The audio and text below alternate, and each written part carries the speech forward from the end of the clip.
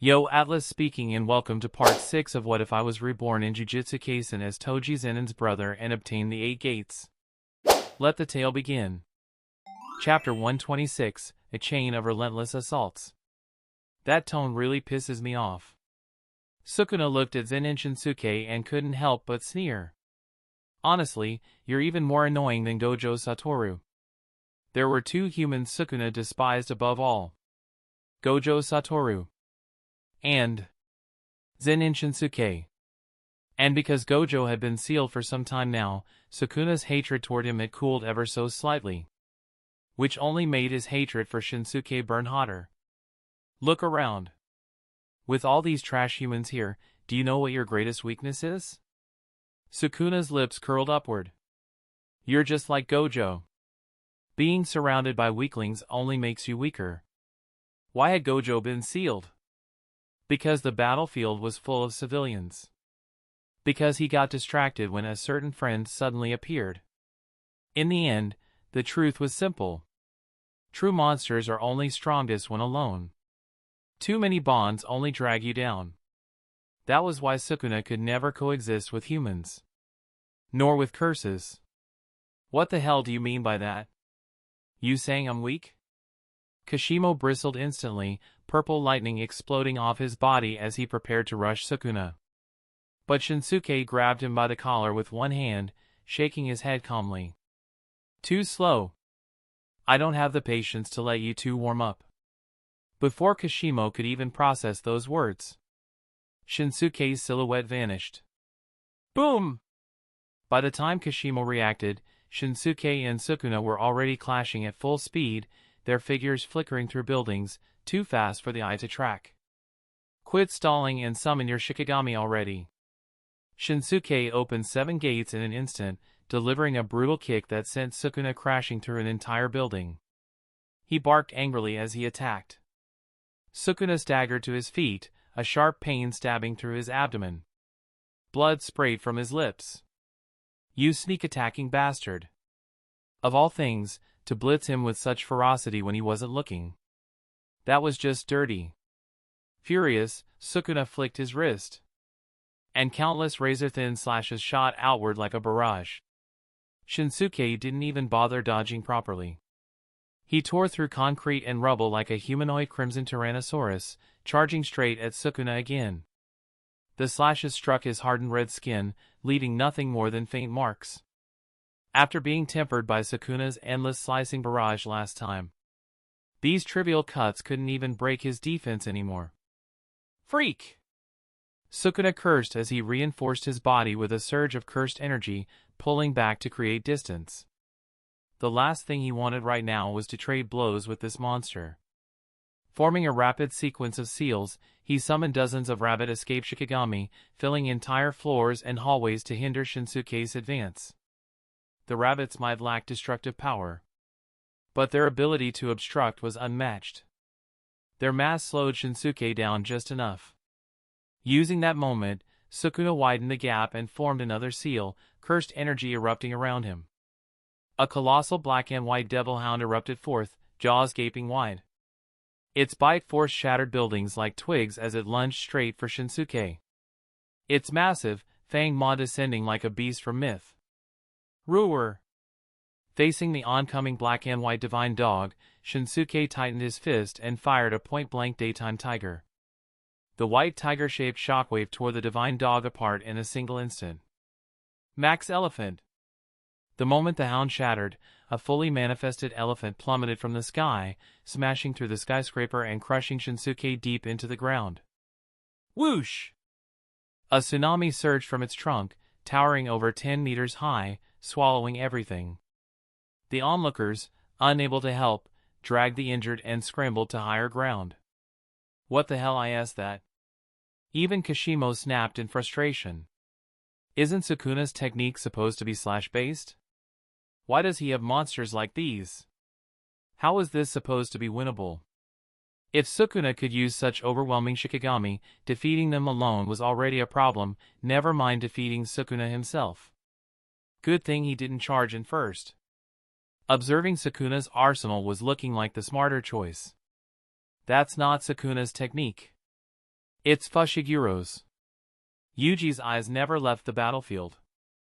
This guy's technique was that strong? I couldn't tell it all before. Nobara clicked her tongue, annoyed. She was still sore from being one-shot by Sukuna earlier, barely survived that. She silently marked the dead down under Fushiguro's name. She couldn't beat Sukuna, but Fushiguro? He owed her emotional damages for this. That's not the point. Aren't any of you worried about that old man? He looks like he's in danger. Shouldn't we help? I can go tell a joke and distract Sukuna, create an opening. Takaba scratched his head, genuinely distressed that a random uncle was fighting alone. Everyone slowly turned to look at him as if he'd grown another head. My master doesn't need help. And if we jump in, we'll just get in Zen'in-sensei's way. Better not disturb him. Even Yuji agreed, a rare sight. He still remembered Shinsuke's elbow from before. The hardness was inhuman.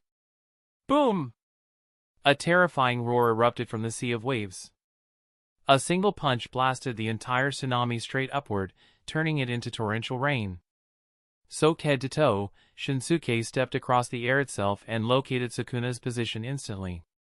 BZZZZT. Sensing a perfect opening, Sukuna rapidly formed hand seals. A colossal Nu, wings blotting out the sky, soared overhead. Golden lightning poured down like divine punishment, weaving through the falling rain. Each bolt a roaring thunder dragon aimed straight at Shinsuke. Ryup! Lightning tore through Shinsuke's body, leaving a tingling numbness behind. He rolled his shoulders and cracked his neck. Not bad. You picked it up fast. To master the combo this quickly after stealing Megumi's body. That was indeed the combat instinct fitting for the King of Curses. His muscles twisted into a bow-shaped coil, veins bulging like living dragons beneath his skin. All that explosive power condensed into one fist. Rah! He punched. Space in front of him compressed violently into a snarling tiger of pure force. The daytime tiger roared forward, igniting into blazing flame from sheer speed. Appearing right in front of Sukuna almost instantaneously. Boom! Even though he saw the punch, Sukuna couldn't dodge. The compressed space completely locked his movements. The Crimson Tiger swallowed him whole. Sukuna rocketed downward like a falling meteor, crashing through street after street. Under the crushing force, he felt his bones shattering. A painfully familiar sensation. And disturbingly exhilarating. In the smoking crater, Sukuna twitched, catching the scent of his own cooked flesh. His body was charred pitch black, barely recognizable. A moment later, regeneration began. Burnt layers peeled away, fresh eyes and lips reforming rapidly. Looking up at Shinsuke floating above, Sukuna clicked his tongue. You'd hit your own nephew's body this hard? Looks like you're not like Gojo after all. Anyone else, curse or sorcerer, would have been vaporized completely. Only Sukuna could stand back up after that. Chapter 127, Summoning Maharaga. Don't twist my words. I went all out on you, not on my nephew. Zen'in Shinsuke flatly rejected Sukuna's accusation. He dared to hit Sukuna that hard only because he knew how absurdly tenacious the Cursed King's life force was. If the one standing there had been Megumi's sister Tsumaki, possessed by Yorozu, he would never have struck so brutally, he couldn't guarantee she would survive. Sukuna stared at Shinsuke, mind racing for a way to escape. Even with his new vessel, his power hadn't fully returned. No matter how many tricks he pulled with Megumi's technique, he was nowhere near overwhelming this monster of a man. His consecutive attacks hadn't even drawn blood. Meanwhile, if Shinsuke ever landed a full-force hit, Sukuna would be paralyzed for several seconds. If this man genuinely wanted to kill him right now, it wouldn't be difficult. The only thing preventing that was the original owner of this body. The next moment, Sukuna's lips curled upward. Since you're so eager for me to help this brat domesticate all his Shikigami, why not test the extent of his potential? Whatever happened, as long as Sukuna possessed Megumi's body, Shinsuke couldn't kill him outright. He just had to avoid getting knocked unconscious. In the chaos of battle, he'd search for the perfect chance to retreat. And once he reclaimed his full strength, he'd come back to settle the score. With that thought, Sukuna formed a seal. Crushing, swirling cursed energy erupted outward. Shadows surged across several blocks like a tidal wave, dragging everything into darkness. Domain expansion, Chimera Shadow Garden. Using Megumi's body, Sukuna unleashed the boy's incomplete domain, but amplified far beyond what Megumi could ever produce. He could perfect the domain easily. But he deliberately didn't. This open barrier version, messy and unaligned, was exactly what he wanted. "You're not planning to run, are you?" Sukuna smiled lazily at Shinsuke. A domain might be terrifying to average sorcerers. But to someone like Zen'in Shinsuke, a man who could ignore domains altogether, it was little more than a gloomy backdrop. "Stop wasting time. Save your cheap provocation." Shinsuke stepped forward on his own, walking directly into the churning sea of shadows. The moment Shinsuke stepped into the surging shadows, dozens of dark frogs swarmed over his feet. Pop! He crushed them effortlessly underfoot and continued walking straight towards Sukuna, a faint grin tugging at his lips. "Go on, throw everything you've got at me." Gra! Inside the shadow domain, Shikigami were no longer restricted. As long as there was enough cursed energy, Sukuna could summon any number, even all at once. Hundreds of shadow frogs shot out long tongues, trying to halt Shinsuke's advance. At the same time, the giant divine dogs, Nu, and Max Elephant, all Shikigami Megumi had once summoned, emerged from the darkness and surrounded him. "Not done yet." Sukuna continued forming seals, laughing. "This brat's technique has more potential than I imagined."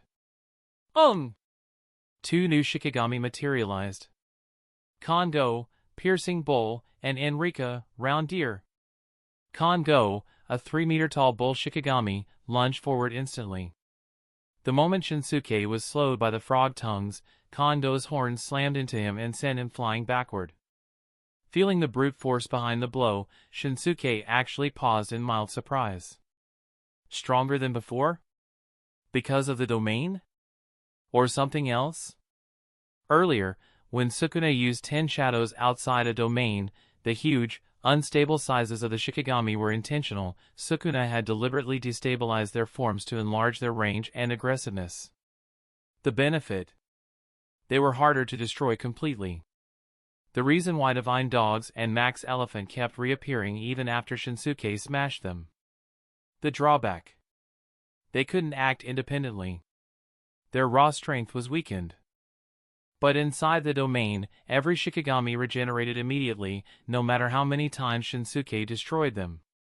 More importantly, these Shikigami now manifested in their true, complete 10 Shadows forms. And that meant their power was nothing like the watered-down versions Megumi used in the past. Shinsuke hadn't fully figured out why this bull hit so hard. But the realization thrilled him. Because if Sukuna could pull this out using Megumi's body, then Megumi himself would someday reach the same level. A future where Megumi surpassed even Gojo Satoru. A future where Megumi became the strongest sorcerer alive. And if the strongest sorcerer bore the Zen'in name, wouldn't the entire Jujutsu world, no, the country itself, be under their control? The thought sent a strange excitement through Shinsuke. Shinsuke's muscles tightened, feet slamming into the ground to stabilize himself. With a single punch, he shattered Kondo into pieces, then blinked across the shadowy battlefield and appeared in front of Sukuna, delivering an explosive strike. Boom! His fist pierced straight through Sukuna's abdomen, blood spraying. He pulled his arm free and followed up with a brutal elbow strike, smashing Sukuna into the ground. In the next instant, the swarm of Shikigami surged around him again, granting Sukuna a moment of breathing room. Behind Sukuna, Enrika glowed with a radiant green aura. In a single flash, Sukuna's mangled body regenerated completely. Round Deer's purpose was simple: reverse cursed technique.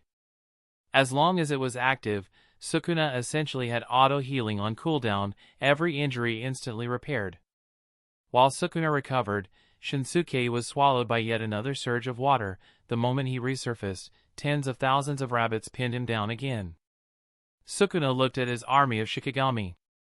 No matter what they did, they could only slow Shinsuke. They couldn't actually injure him. He let out a long, irritated sigh. If he were a normal sorcerer, he'd be on his knees by now. But Shinsuke Zen'in was not a sorcerer. Even Sukuna, the king of curses, had no idea what sort of creature he was supposed to be fighting. The domain is almost over. Let's see the last one. The final Shikigami. Sukuna resigned himself to it. He formed the most solemn hand sign. Furub. Yura Yura. Eight-handled sword divergent Sila divine general. Maharaga. As the chant echoed, the atmosphere in the domain shifted. Solemn, oppressive, ritualistic. Divine dogs and frogs lined up in 2 rows like ceremonial guardians, howling in unison, as if welcoming a god. A massive statue rose from the depths of the shadows. Its arms folded, its entire body wrapped in white binding threads. Then, the bound figure moved. A mouth tore free first, then the rest of its enormous body ripped through the bindings. A towering figure at least 4 to 5 meters tall emerged, resembling a humanoid curse, but exuding an indescribably divine aura. Pale body, a long tail trailing behind, 2 pairs of thin wings spreading from its back. And atop its head, a golden, rotating Dharma wheel. This was the ultimate Shikigami, on a level far beyond any other. The moment Maharaga appeared, Sukuna instantly understood its ability. This is a very fine ability indeed. Except, Chapter 128, Sukuna defeated again, a chance to challenge. Sukuna stared at Zen'in Shinsuke's emotionless face and couldn't help but sigh internally. This Shikigami, Maharaga, could counter any sorcerer. It adapts to everything. But, could it adapt to pure physical violence? Unfortunately for Sukuna, his opponent was someone with no cursed energy and no techniques. A man powered purely by absurd, brute force. Still, that doesn't mean I can't fight back. Sukuna formed new hand signs. Several remaining Shikigami merged into overlapping shadows, their forms contorting. Moments later, a grotesque fusion beast emerged. Chimera beast, a go-to. Deer-like horns, frog-like eyes, a hulking body covered in muscle, claws like blades, and a tongue that flicked like a whip. Its form blended the traits of multiple Shikigami. A new creation born from Sukuna's mastery. Maharaga and Agota stood side by side like twin deities of destruction. An overwhelming aura sweeping the battlefield. But Sukuna's hand seals didn't stop. Not yet. He had one more combination. Chimera beast, tiger new. A winged tiger materialized, massive and ferocious.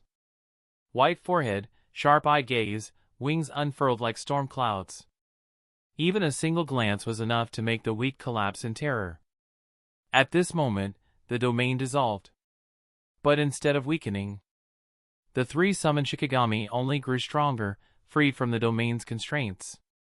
This should be more than enough to give you trouble, Sukuna sneered proudly. I told you, this brat's technique has insane potential. He was genuinely relieved. He had barely managed to summon and fuse all the Shikigami before the domain vanished. A second slower, and the ritual would have failed. He wiped a smear of blood from the corner of his mouth. 3 fully evolved Shikigami. 3 living calamities. Meanwhile, Zen'in Shinsuke stared at the trio of monsters, not with fear, but with interest. Rather than worrying, he felt more and more convinced. Letting Sukuna demonstrate the full potential of the 10 Shadows technique for Megumi was absolutely worth it. On the sidelines, the spectators were speechless. This is Megumi's technique? Since when could he do any of this? Nobara shouted, face filled with disbelief. Why did it feel like the technique had become a completely different thing in Sukuna's hands? Same technique, completely different outcome. Megumi, what were you even doing before? She cried internally. Kashimo's expression twisted. Forget Sukuna. What the hell is up with that Zen'in guy? Has this era gone completely insane? How could a human with no cursed energy possibly be this strong? Uncle, you have to bring Megumi back. Off to the side, Tsumaki was still murmuring silent prayers. A mouth suddenly split across her face, and a voice barked out. Sukuna can only be defeated by me. No one else is capable of beating him. Shut up. Tsumaki smacked Yoroza back into silence. If anything happens to my little brother, you're staying sealed inside me forever. At that, Yoroza obediently said nothing more. Hey, brat. Tell me, who's the strongest in this era? Kashimo glared impatiently at Yuji. He revived purely to fight Sukuna, because Kenjaku had proclaimed him the strongest of all. But judging from what he was seeing now, Sukuna didn't look all that overwhelming. He couldn't even finish off someone with zero cursed energy. Yuji scratched his head at the question. That's complicated. Honestly, I'm not sure who's the strongest overall. But I can tell you who the strongest sorcerer of the modern age is, Gojo Satoru. Yuji didn't know who was strongest in absolute terms, but the title of strongest sorcerer was uncontested. And he had asked Gojo-sensei once who would win between him and Sukuna at his peak. Gojo's answer had been, I'd win. Gojo Satoru? Who the hell is that? Kashimo was even more confused. His reincarnated body was just an ordinary human, he'd never heard the name. He had assumed the strongest today had to be one of the two fighting right now. But now a third name popped out of nowhere? Maybe he should just challenge all of them? But his technique could only be used once. So, where is this Gojo Satoru now? Yuji grimaced. Gojo-sensei is sealed. Our current mission is to unseal him. Sealed? Then he doesn't sound so impressive. Kashimo scratched his chin and immediately crossed Gojo off his list. Better to pick between Sukuna and this Zen'in guy. His attention returned to the battlefield. Shinsuke eyed Sukuna and asked calmly, You've used all your Shikigami, haven't you? In that case, return my nephew's body.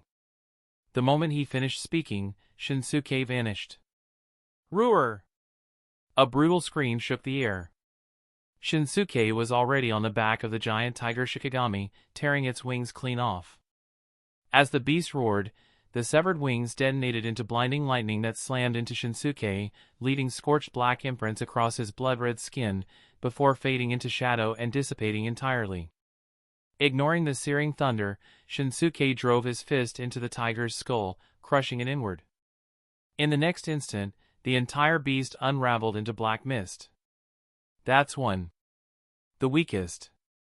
He slipped aside just as Maharaga's blade sliced down, then snapped out a whip-like kick that sent the Shikigami flying into the ruins. Without sparing a glance at the approaching chimera, Shinsuke blurred and reappeared inside the shattered rubble. Before Maharaga could even stand fully, a compressed daytime tiger detonated point-blank against its abdomen. Grah! The space around Maharaga collapsed in on itself. A massive bloody hole punched clean through its torso, only for the wound to start healing instantly. Shinsuke didn't hesitate. His fists turned into blurs, unleashing a relentless barrage of daytime tigers. The explosions overlapped in deafening waves, pulverizing Maharaga into dust and carving a vacuum crater hundreds of meters wide into the ground. Only once Maharaga completely dissolved did Shinsuke stop. That thing was unnerving.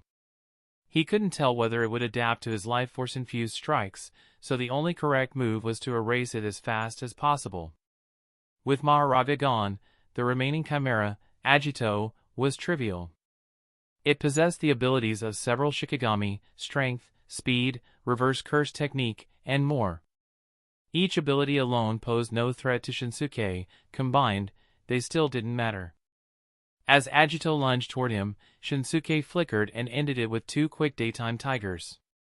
When all was finished, Shinsuke let his body return to normal, rolling his shoulders as he looked at Sukuna in the distance. You've lost again. Give my nephew's body back. I can wait. Recover your full power first, then come challenge me. Sukuna's expression twisted. That face of yours really pisses me off. Yet beneath that anger was a spark of anticipation. At his peak, who was stronger, himself, or this man? Even the strongest grew bored atop the summit. But now, someone was approaching. Sukuna-sama. Yuram finally arrived, rushing to his side. She whispered into his ear. Sukuna's expression shifted, first surprise, then a slow, wicked smile. Looks like the plan has changed. Chapter 129, The Agreed Final Battle, and Yuram the Hostage. Hearing the news Yuram brought, Sukuna's expression finally shifted, just slightly. Kinjaku, that old bastard, was dead. That meant Kinjaku's grand plan was about to collapse. Sukuna had never intended to help him complete such a tedious, meaningless scheme anyway. I can return this body to you all, intact. But not now. Give me about 3 days. 3 days later, I will release him myself. Fushiguro's technique was intriguing, full of potential. Yet Sukuna wasn't completely sure that regaining his peak strength would guarantee victory against this monster standing before him. More importantly, when his full power returned, his opponents might not just be this freak. There might also be that white-haired sorcerer, and maybe even more jujutsu sorcerers. That part was somewhat troublesome. He had full confidence in his strength, yes, but only under the condition that he faced one equal opponent. If there were 2, or more, things could get messy. Fortunately for him, Yuram had brought wonderful news. Kinjaku was dead. Tenjin belonged to him now. I see. That's acceptable. Zen'in Shinsuke scratched his ear thoughtfully. In that case, let's set the final battle for December 24th. He recalled the date Gojo Satoru and Sukuna had originally agreed upon. I'll give you time to recover. Same place, Shinjuku. How's that? A solid month should be more than enough for you to regain your full power. TCH. The 24th, what a disgusting date. Sukuna's face twisted with distaste, as if the number itself offended him. Relax. I'll be there. On time, challenger. With that, Sukuna activated his technique, summoning a massive Nu. He stepped onto its back, preparing to leave with Yuram. But in the next instant, Shinsuke vanished and reappeared beside Yuram, seizing her by the throat and lifting her effortlessly like a helpless chick. What are you doing? Let go of me! Yuram's face contorted in fury. She grabbed at Shinsuke's arm with both hands, legs kicking wildly in the air as an eruption of chilling frost burst outward, an attempt to freeze him solid. Boom! Terrifying heat exploded from Zen'in Shinsuke's body, instantly crushing the wave of frost that Yuram had unleashed. He ignored her struggling completely. His calm eyes remained fixed on Sukuna as he said lightly, "Until my nephew returns safe and sound, she'll serve as the hostage. You dare threaten me?" Sukuna's voice was flat, expressionless, emotionless, not a flicker of change in his gaze. Sukuna-sama. Don't worry about me. Yuram was still thrashing desperately, but the more she fought, the more she resembled a helpless chick caught by the neck. It isn't a threat, Shinsuke replied, I simply don't trust you. After all, your words were, humans are weak, and easily deceived. Sukuna fell silent. He had been using Fushiguro's body to deceive Tsumaki not long ago. Considering that, their lack of trust was perfectly reasonable. You're quite underhanded, Sukuna finally said, lips curling in amusement, but I don't dislike it. Relax. I'll keep my word. 3 days from now, the boy will return to you unharmed. He added. And during that time, I don't want a single scratch on Yuram. Leaving behind those words, Sukuna mounted Nu and vanished into the sky. No one else in this world could threaten him. Except Yuram, his servant since childhood. She held a place no other being did. Once Sukuna was gone, Shinsuke released her. Looks like your Lord Sukuna cares about you more than I expected. Yurom snorted, saying nothing, but the proud expression on her face betrayed her mood. Her heart brimmed with happiness, yet also guilt. Her situation had forced Sukuna to accept a hostage exchange. Sukuna left already? Kashimo and the others hurried over. Uncle, Megumi? Tsumaki asked anxiously. Seeing everyone's worried faces, Shinsuke didn't drag it out. Don't worry. If nothing goes wrong, Megumi will be back within 3 days. He pointed at Yurom. We have a hostage. Sukuna won't break his word. Let's return to Jujutsu High and release Gojo. We need to prepare for the battle on December 24th. So the final battle is set? With Zen'in Sensei and Gojo Sensei on our side, this should be an easy win, right? Nobara asked. She didn't understand why such a one-sided fight needed such ceremony. That's because you've never witnessed Sukuna-sama in his prime. Yurom snapped. With just these two? They could never hope to defeat Sukuna-sama. Shut it! You're a hostage. You don't get to speak. Nobara barked right back, giving Yurom zero face. Hey, that's not the point. Kashimo complained. I'm the one who came here specifically to fight Sukuna. No. It should be me. Sukuna must die by my hand. Hikari interjected angrily. At this point, neither of them even had a guaranteed spot in the fight. Enough. Shinsuke waved a large hand dismissively. You'll all get your chance. We'll go together. Whoever lands the finishing blow, that's your luck. With that, he led the group away. So many fighters on their side, just swarmed Sukuna. The man had 4 arms, after all. Meanwhile, Sukuna, riding new, arrived at the place Yurom had described, one of the colossal purification barriers cutting across the nation from east to west. In this curse-saturated country, there existed realms even stronger than ordinary barriers, purification barriers constructed by Tenjin to suppress curse births and assist in training and supervising barrier techniques. Among them, the 4 most important were: the purification barrier centered on the Imperial Palace, the Kozai Shrine barrier centered on Tokyo Jujutsu High, the Imperial Kyoto Mountain Mausoleum barrier, and the Hida Spirit Mountain barrier, where Sukuna now stood. These were the foundations upon which the Culling Games domains were constructed. Meaning, if Tenjin had chosen to release these purification barriers earlier, the Culling Game would have collapsed instantly, destroying Kenjaku's plan. But releasing them would also revert barrier techniques to their archaic, millennia-old levels, the very reason Tenjin had never chosen that option at the start. The Culling Game had no true operator. But if one had to choose, it would be Tenjin. And now that Tenjin was gone, the Culling Game would continue endlessly, even though Megumi's group had created rules that made it nearly impossible for the game to harm players. Sukuna stepped into the depths of the colossal barrier, eventually reaching a cavern. There, he found a figure dressed in ancient clothes, a perfectly preserved corpse from 1,000 years ago. His own mummified body. Sukuna looked at it expressionlessly. Then he turned his gaze to the curled-up figure beside it, Tengin's true body. His lips slowly curved upward. What a delightful gift. Yurom. Chapter 130, Sukuna and Tenjin. Sukuna gazed at his own mummified corpse. That bizarre, inhuman appearance, so similar to Tengin's evolved form, drew a faint, mocking smile to his lips. We really do look alike. Both he and Tenjin had once been human, before becoming what they were now. If Tenjin could evolve, so could he. But the difference lay in the path each had walked.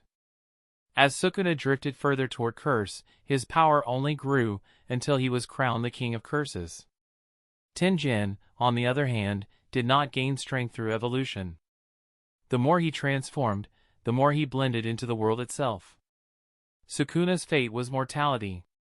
Tengin's fate was immortality. Observing the faint signs of life still lingering in Tengin's true body, Sukuna couldn't help but feel a spark of curiosity. If he used Tenjin as his new vessel, what interesting things might happen? Unmatched strength. Immortality. Endless evolution. Would he become the ultimate life form Kenjaku had always dreamed of? 1 month. That was more than enough time. Perhaps, we were the same from the very beginning. Murmuring the cryptic words, Sukuna began to set his own plan into motion. Seize Tengen's body. Complete his reincarnation. Then use that body to end the culling game. He understood Kenjaku's plan thoroughly. Only when the culling game ended could Tenjin finish merging with the non-sorcerers. But now that Kenjaku was dead, Sukuna had no obligation to help him fulfill his vision of a unified evolution of humanity and Tenjin. However, the cursed energy of all the non-sorcerers in this country? That, he fully intended to claim for himself. As he imagined the possibilities, Sukuna's grin stretched wider. He didn't know what he would become after absorbing the cursed energy of an entire nation, but he knew one thing. Whatever it would be something far beyond the realm of sorcerers. Look forward to it. Don't disappoint me by being boring. Taking Tengen's true body and his own preserved corpse, Sukuna disappeared deeper into the cavern. Meanwhile, at Tokyo Jujutsu High, Zen'in Shinsuke returned with the others. Finally back. Everything goes smoothly on your end? Yuki Tsukumo immediately stood up from the sofa to greet them. Yuji!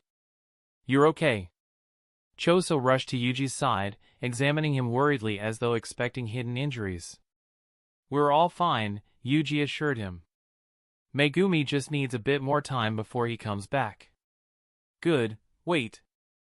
That woman, wasn't she the one always following Kenjaku? Choso's eyes narrowed, instantly on guard as he noticed Yurom. Toji also turned to Shinsuke. What happened with Megumi? And this woman, she's the one who stole Tenjin, right? The familiar scent clinging to Yurom made it easy for him to identify her as the one who'd hidden in the tombs of the Star Corridor with Kenjaku. Whoa, one question at a time. And also, what do you mean stole Tenjin? Shinsuke had placed Toji at the tombs of the Star Corridor to ambush Kenjaku. Naturally, the intent had been to eliminate him. Kenjaku's death was expected. But Tenjin being stolen? That part was not. One thing at a time, Shinsuke said. Let's start with what happened at the tombs of the star. Yuki Tsukumo stepped forward and explained everything she discovered, Kenjaku's contingencies, his death, and the theft of Tenjin. I see. Shinsuke's gaze slid toward Yurom.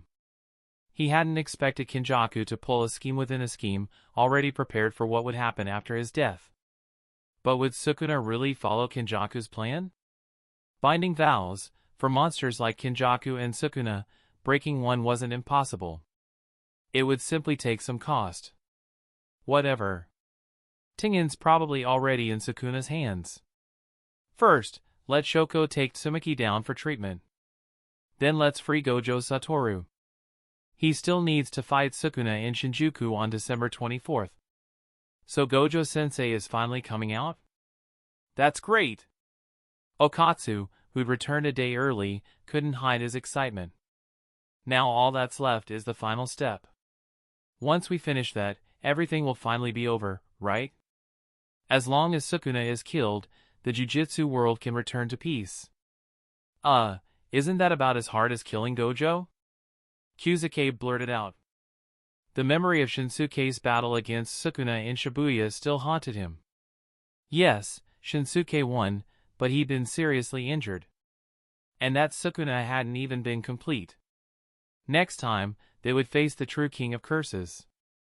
No tricks. No gaps. No mercy. Thankfully, with so many monsters on their side, Kyusuke doubted he'd ever be called to the front lines. He breathed out in relief. Being a grade 1 sorcerer had never felt so safe. Hey, can I be the first to fight Sukuna on the day of the final battle? Kashimo spoke up, expression earnest. After all that thinking, the warrior in him still desired a proper, honorable duel. Gang beating wasn't something he'd stoop to. Everyone stared at him, silently wondering where this heroic madman came from. Do as you like. Shinsuke didn't refuse. If the man wanted a glorious death in battle, it wasn't a bad way to go. Shinsuke then explained Megumi's situation briefly. Well then, let's call it a day. Relax, enjoy yourselves. There's still about a month before the final battle. He dismissed them, and the sorcerers dispersed in an orderly fashion. Most chose to stay at Jujutsu High, just in case something happened. Say, how good are our chances? Yuki slipped her arm into Shinsuke's, blinking playfully. Sukuna is the strongest sorcerer in history. He might even be stronger than Gojo. Our chances? Shinsuke chuckled. Overflowing, of course. Gojo, Okatsu, you, Kashimo, so many top-tier fighters. Beating Sukuna will be a breeze. And if we somehow lose? I'll grab you and run. Sukuna won't be able to stop me. He said it lightly, smiling. He truly couldn't imagine a scenario where Sukuna won. Gojo alone was already a nightmare for him, and adding Okatsu, Yuki, and Shinsuke himself on top? Sukuna's defeat was practically guaranteed. Yet, something about Sukuna's expression lingered in Shinsuke's mind. The man knew Kenjaku was dead. He knew Jujutsu High had gathered a terrifying concentration of power. And still, he hadn't shown the slightest hint of fear. Almost as if he had accepted his fate, or was completely unbothered by it. Brother, you're way too biased. My puffed her cheeks, glaring at Shinsuke. If you're running away, you can't just take Yuki sis. What about me and Maki? How can you abandon your sisters? That won't happen. Even if we flee, I'll make sure he brings both of you. Yuki said with a grin, pinching Mai's cheek. You really are the best, Yuki sis. Come give me a hug. Mai reached out, trying to yank Yuki away from Shinsuke and claim a hug for herself. But Yuki waved her hand dismissively, grabbed Shinsuke by the wrist, and headed off. We have things to discuss. See you later. Watching her brother get pulled away, Mai folded her arms and pouted. Beside her, Maki fanned the air teasingly. Little sis, do you smell that? Someone's vinegar jar just tipped over. What are you talking about? I would never be jealous over my brother. Sure. Whatever you say. You're the worst. Get back here. Chapter 131, Megumi Fushiguro returns, Gojo Satoru unsealed. 3 days later, just as Sukuna had promised, Megumi Fushiguro returned safely to Jujutsu High. However, his expression was unusually heavy. Megumi! You're finally back. That bastard Sukuna didn't hurt you, did he? Yuji rushed over the moment he saw him, excitement and worry showing clearly in his eyes. Megumi shook his head and looked around at everyone. I'm fine. But now isn't the time to talk about that. Sukuna has already completed his reincarnation, and he's terrifying. We need to sit down and seriously plan for the final battle. Relax, Shoko said calmly. We've got plenty of special-grade sorcerers on our side now.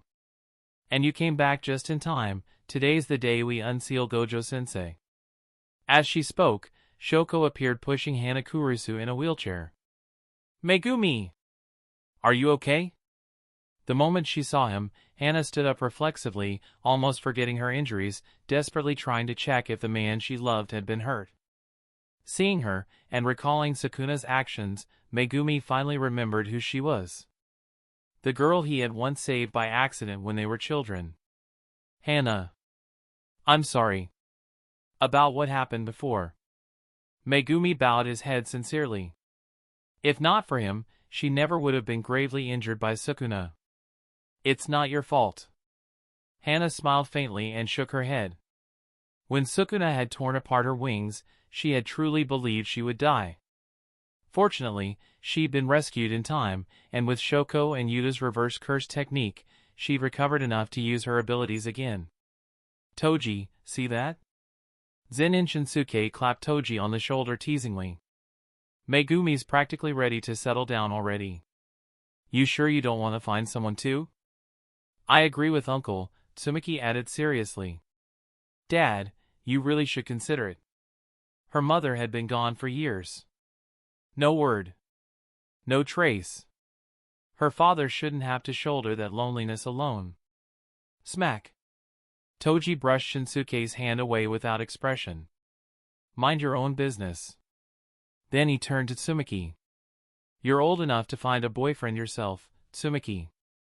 Don't fall behind. What? The conversation flipping onto her instantly left her speechless. She turned away in silence, dodging the topic altogether. She hadn't thought about romance at all. Speaking of which, Shinsuke added casually. Maki, you're all grown up now too. Once Sukuna's dealt with, bring boyfriends home. I'll inspect them for you. Shinsuke looked at the two sisters, Maki and Mai.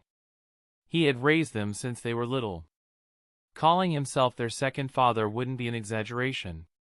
And at his age, nagging about personal matters had become a strange new hobby. Master. Maki met Shinsuke's gaze calmly. I'll only consider that kind of thing after I become as strong as you. There was no trace of longing for romance in her eyes. Only hunger for power. After all, she'd been raised under the shadow of his overwhelming strength. Shinsuke's mouth twitched slightly. By that standard, she'd probably be single forever. Exactly. Mai chimed in. Unless a guy is stronger than you and treats me even better, I won't even look at him. Growing up beside Shinsuke, the sisters had naturally come to use him as their standard. Shinsuke fell silent. You're all feeling confident about next month's battle? Yuram suddenly appeared, arms crossed, her voice icy. Let me give you a piece of advice. Lord Sukuna is no longer what he once was. He is about to become a being the world has never seen before. If you don't want to die miserably, you should surrender now. Shinsuke shot her a glance. Why are you still here? Can't bear to leave yet? What, planning to help us jump Sukuna? He felt no urge at all to kill Sukuna's faithful servant. Once Sukuna died, she would likely take her own life anyway. Yuram's face darkened. Without another word, she turned and left. Now that Megumi had returned safely, she needed to rejoin her master. She'd only spoken because she hated seeing them underestimate Sukuna. Zen'in-sensei, you're seriously just letting her go? Kinji Hikari asked. Want me to take care of her? No need. Shinsuke waved him off casually. It'll happen sooner or later. No rush. If we kill her now, Sukuna'll just mock us later. Yuram was strong, at least top-tier grade 1. Without a special grade stepping in, most people couldn't deal with her easily. All right. Hana. This is the back of the prison realm. Yuki Tsukumo produced the prison realm, back, and handed it to Hana. Originally, Tenjin had possessed it. Yuji and the others had planned to retrieve it from Tenjin after finding the angel. Before Kenjaku went to the Tombs of the Star, Tenjin had passed it to Yuki in advance, just in case something happened. Hana took the cube and glanced around. Everyone was staring at her expectantly, clearly eager to see how she would unseal Gojo. Gulp. She swallowed nervously. We're opening it here? The hall was packed with students and teachers from both Tokyo and Kyoto Jujutsu High. This really didn't feel like the right place for something this dangerous. Actually, Yuji added, suddenly concerned. What if Gojo-sensei loses control when he comes out? Maybe we should find somewhere more open? Everyone thought of Gojo's chaotic personality. That was a valid concern. Yuji's right, someone else said. Time inside the prison realm is basically frozen. For all we know, Gojo-sensei might have been inside for hundreds of years. What if he's lost his mind? The group unanimously agreed to find a spacious area. No need to worry so much. Yuki shook her head. You need to understand, we're not opening the prison realm. We're opening the back of the prison realm. It's basically the back door. Once it opens, Gojo will appear at the prison realm's original location. Realization dawned across their faces. Then, Hana took a breath. I'll begin. She clasped her hands together as pure white wings unfurled behind her. A sacred aura erupted outward and poured into the prison realm back. A brutal flash of white light swallowed the room, then vanished. And along with it, so did the prison realm back. That's it. It worked? The room was stunned. If the cube hadn't vanished, they would have thought the spell failed. If nothing went wrong, Yuki said calmly, Gojo Satoru has already appeared somewhere. Chapter 132, Yorozu's Reincarnation Plan. Now that Gojo Satoru has been unsealed, all we need to do is wait for him to return on his own, right? Should we prepare some kind of welcome ceremony? Takaba asked thoughtfully. Maybe hang a banner or something? He hadn't met Gojo before, but he felt like doing something special for a comrade returning from confinement. If he could make him laugh, even better. No one answered him. Just imagining Gojo already felt exhausting enough. Meanwhile, Tsumaki suddenly spoke up, looking puzzled. Miss Yorozu, I've been wondering. Hana can use the angel's power directly. Aren't our situations basically the same? Doesn't that mean I could also use your powers? After watching Hana just now, Tsumaki finally grasped something she hadn't considered before. At once, a mouth opened on her cheek and Yorozu's voice came through. You can use my power directly. And since I've been using your body to fight recently, my technique has already been engraved into you. Even without my permission, you can still activate my cursed technique. I see. Tsumaki thought quietly. Then doesn't that mean, even if you left my body one day, I could eventually become as strong as you? Exactly. Yorozu's tone sharpened. So, you faithless man, when are you going to prepare me a new vessel? This time, she was speaking to Zen'in Shinsuke. If she couldn't control a body fully, she couldn't fight Sukuna seriously, much less defeat him.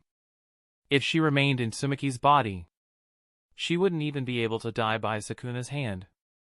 She reincarnated for only two reasons. To kill Sukuna, or to be killed by him. The culling game is already a farce. How long do you plan to delay what you promised?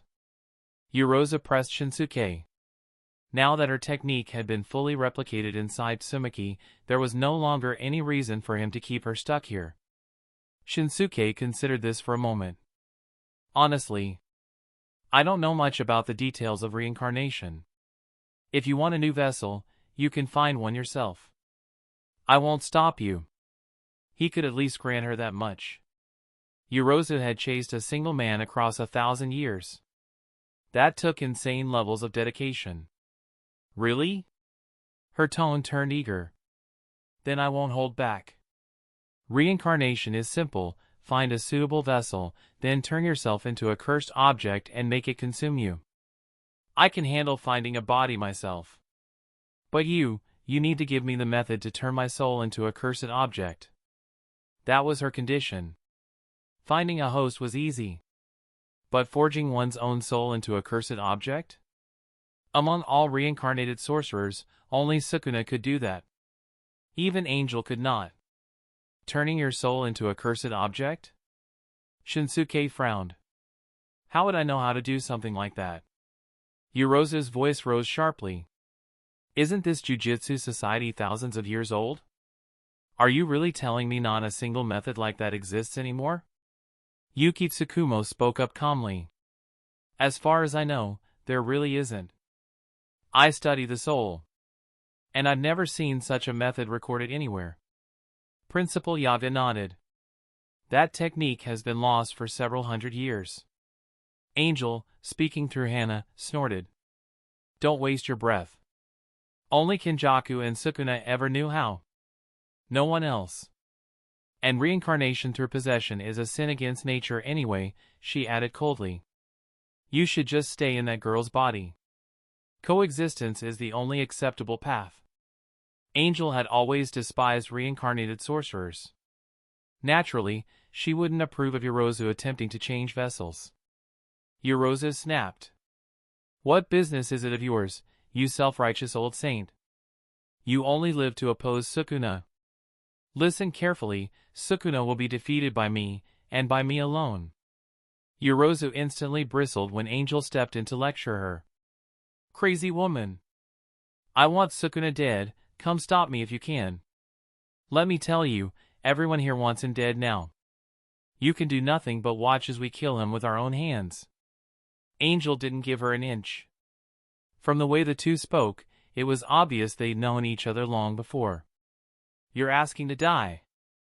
I've had enough of you, you sanctimonious hag. Yorozu's voice grew furious, as if she might burst out of Tsumiki's body at any second. Tsumiki, let me out. I'm going to beat the life out of this holy fraud. Hana! Get her! Angel roared back. This lunatic's lost her mind, I swear she's gone full demon already. Use your technique and purify her right now. And just like that, two mouths, growing from two faces, started screaming at each other across the room. Tsumiki and Hana stood there in unbearable awkwardness. Especially Hana, her face was burning red. Tsumiki was Megumi's sister. Which meant, if she and Megumi ever became family, then the two monsters living inside their bodies would be screaming at each other every day. Shinsuke scratched his ear and quietly slipped away with Yuki Tsukumo. The others followed, dispersing as well. They'd expected to see Gojo today, but since he hadn't come out through the back door, nobody knew where he was now. Rather than standing around, they chose to rest and gather strength for the final battle. Meanwhile, somewhere far out at sea, in the pitch-dark trench of the ocean's depths, the prison realm suddenly exploded with blue light. One by one, glowing blue eyes opened across its surface. The cube split apart and detonated. A lone figure appeared at the sea floor. The immense pressure of the deep ocean slammed down like a collapsing mountain, only to be blocked by a thin, translucent white barrier. Gojo Satoru opened his eyes. Darkness. Silence. Cold. For a moment, his mind was tangled. Day or night, he couldn't tell. Then one thought surfaced clearly. This is seriously no place for a human being. Cursed energy surged. And he vanished. That time in the prison realm would haunt him for the rest of his life. No one could truly endure that kind of confinement. No sense of time. Surrounded by piles of skulls. Lying there endlessly, not knowing if it would be minutes or centuries. It was worse than death.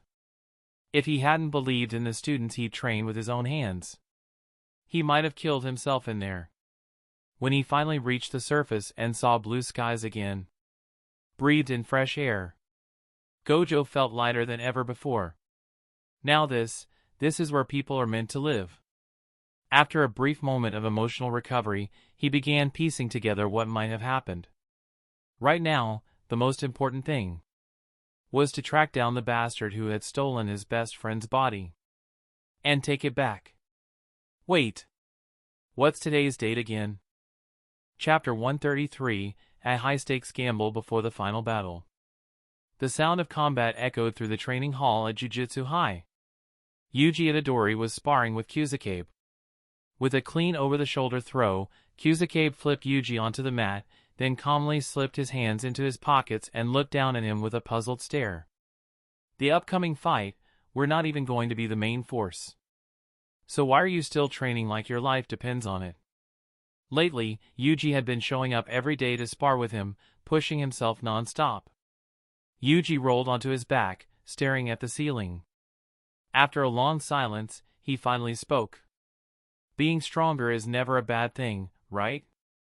What if I end up being able to help somehow? They had so many powerful allies, but Sukuna still dared to accept the challenge. That alone felt wrong. Yuji couldn't explain it. Something just didn't sit right. Since he couldn't see the problem, he chose the only thing he could control. Train. If he became strong enough, no unexpected turn would matter. Yuji, don't overdo it. Choso spoke gently. Your brothers will worry. In truth, it was Choso who was worried most of all. Don't worry. Yuji smiled faintly. I'm not the only one training. Megumi, Nobara, everyone's giving it their all. They were all preparing. Building strength. Raising the odds of survival, even if only by a little. Of course. Not everyone dealt with pressure the same way. Miss Mei, can I place a bet? Zen'in Shinsuke and Yuki Tsukumo found Mei staring excitedly at her computer, her eyes practically glowing.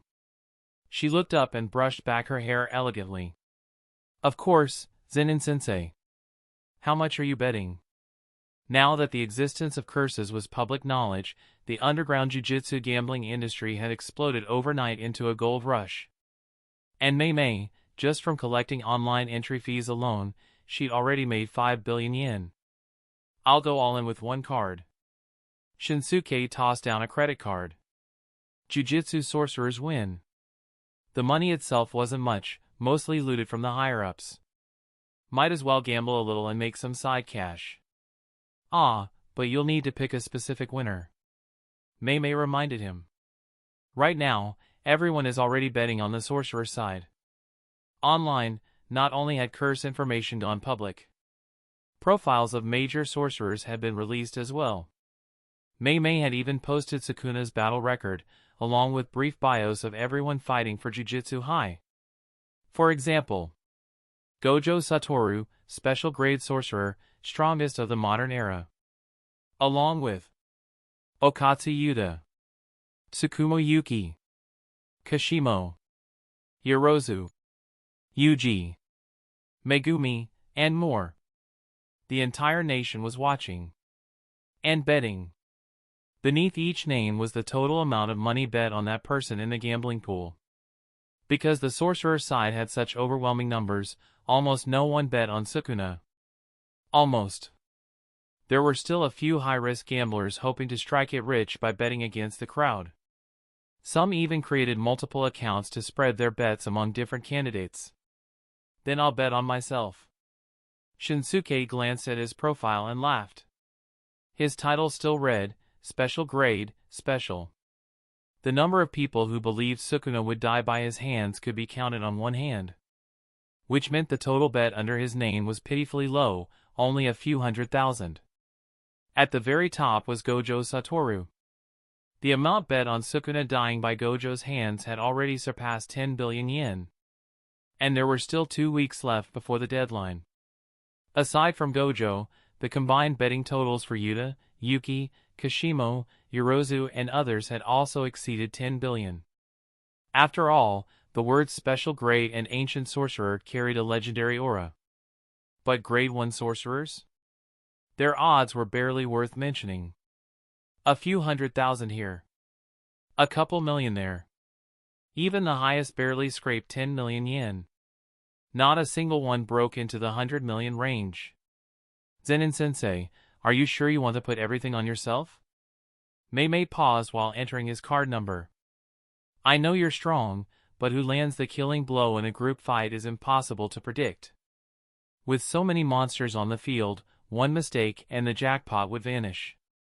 After stealing kill credits for years, I'm pretty experienced. Shinsuke waved her off casually.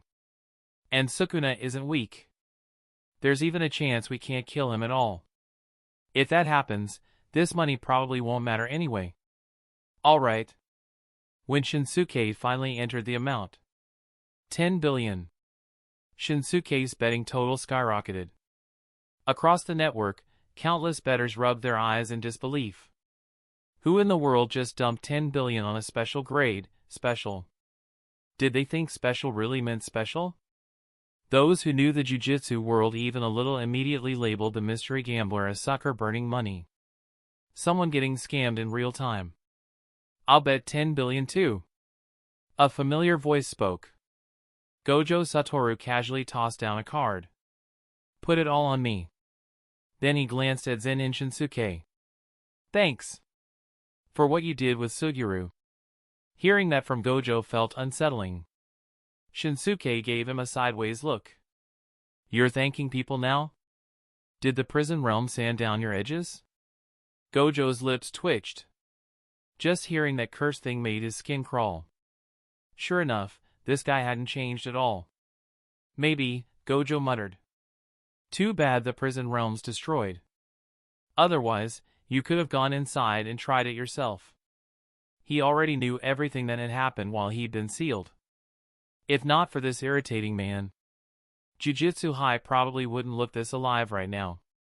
Annoying as he was, having him around made things easier. I'm not that bored. Shinsuke shook his head as he walked off with Yuki Tsukumo. Though I'll admit, betting 10 billion is classic Gojo family arrogance. Too bad, you're about to lose it all. Gojo smiled faintly behind him. Whose money goes down the drain, we'll see. With that, he turned and left Mei Mei. Watching both men throw down 10 billion on themselves, Mei Mei sighed. Two filthy rich lunatics. After a moment of thought, she slid her own money across the screen. 5 billion on Zen'in Shinsuke. 5 billion on Gojo Satoru. If they were that confident, she'd happy to profit off either one. In this pool, once Sukuna died, every losing bet would be wiped clean. All funds from incorrect guesses would be redistributed to the people who picked the right killer. According to proportion.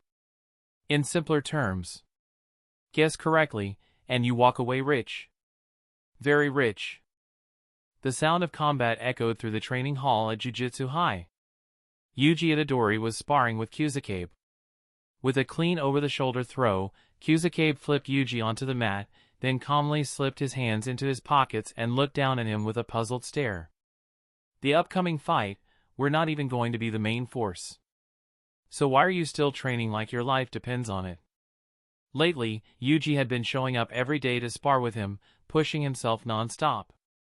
Yuji rolled onto his back, staring at the ceiling. After a long silence, he finally spoke.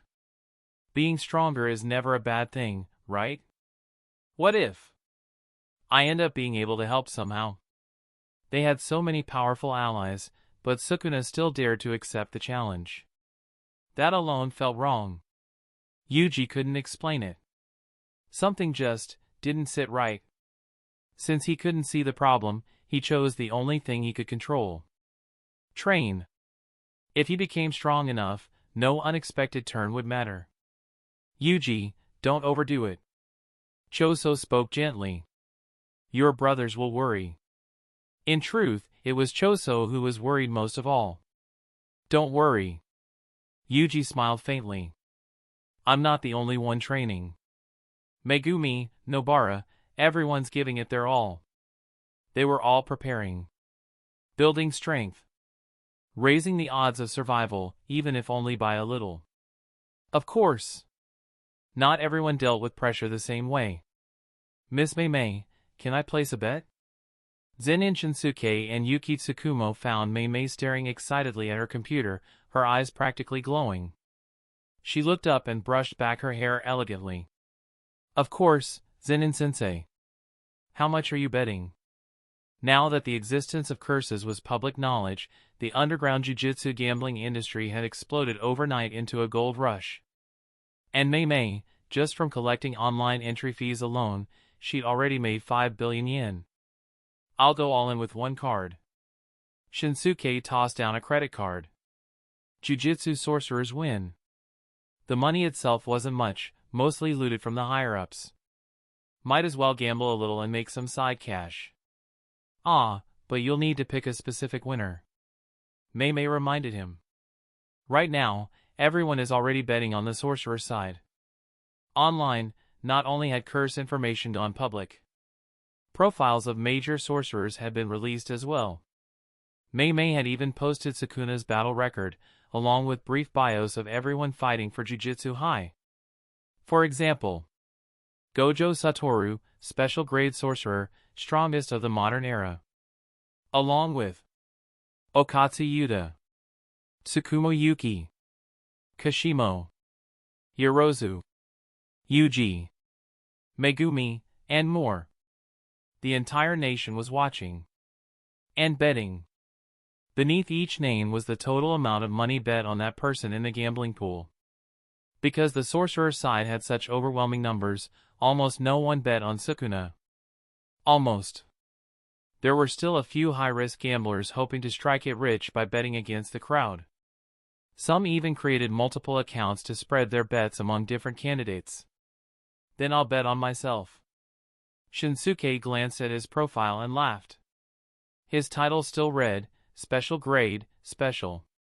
The number of people who believed Sukuna would die by his hands could be counted on one hand.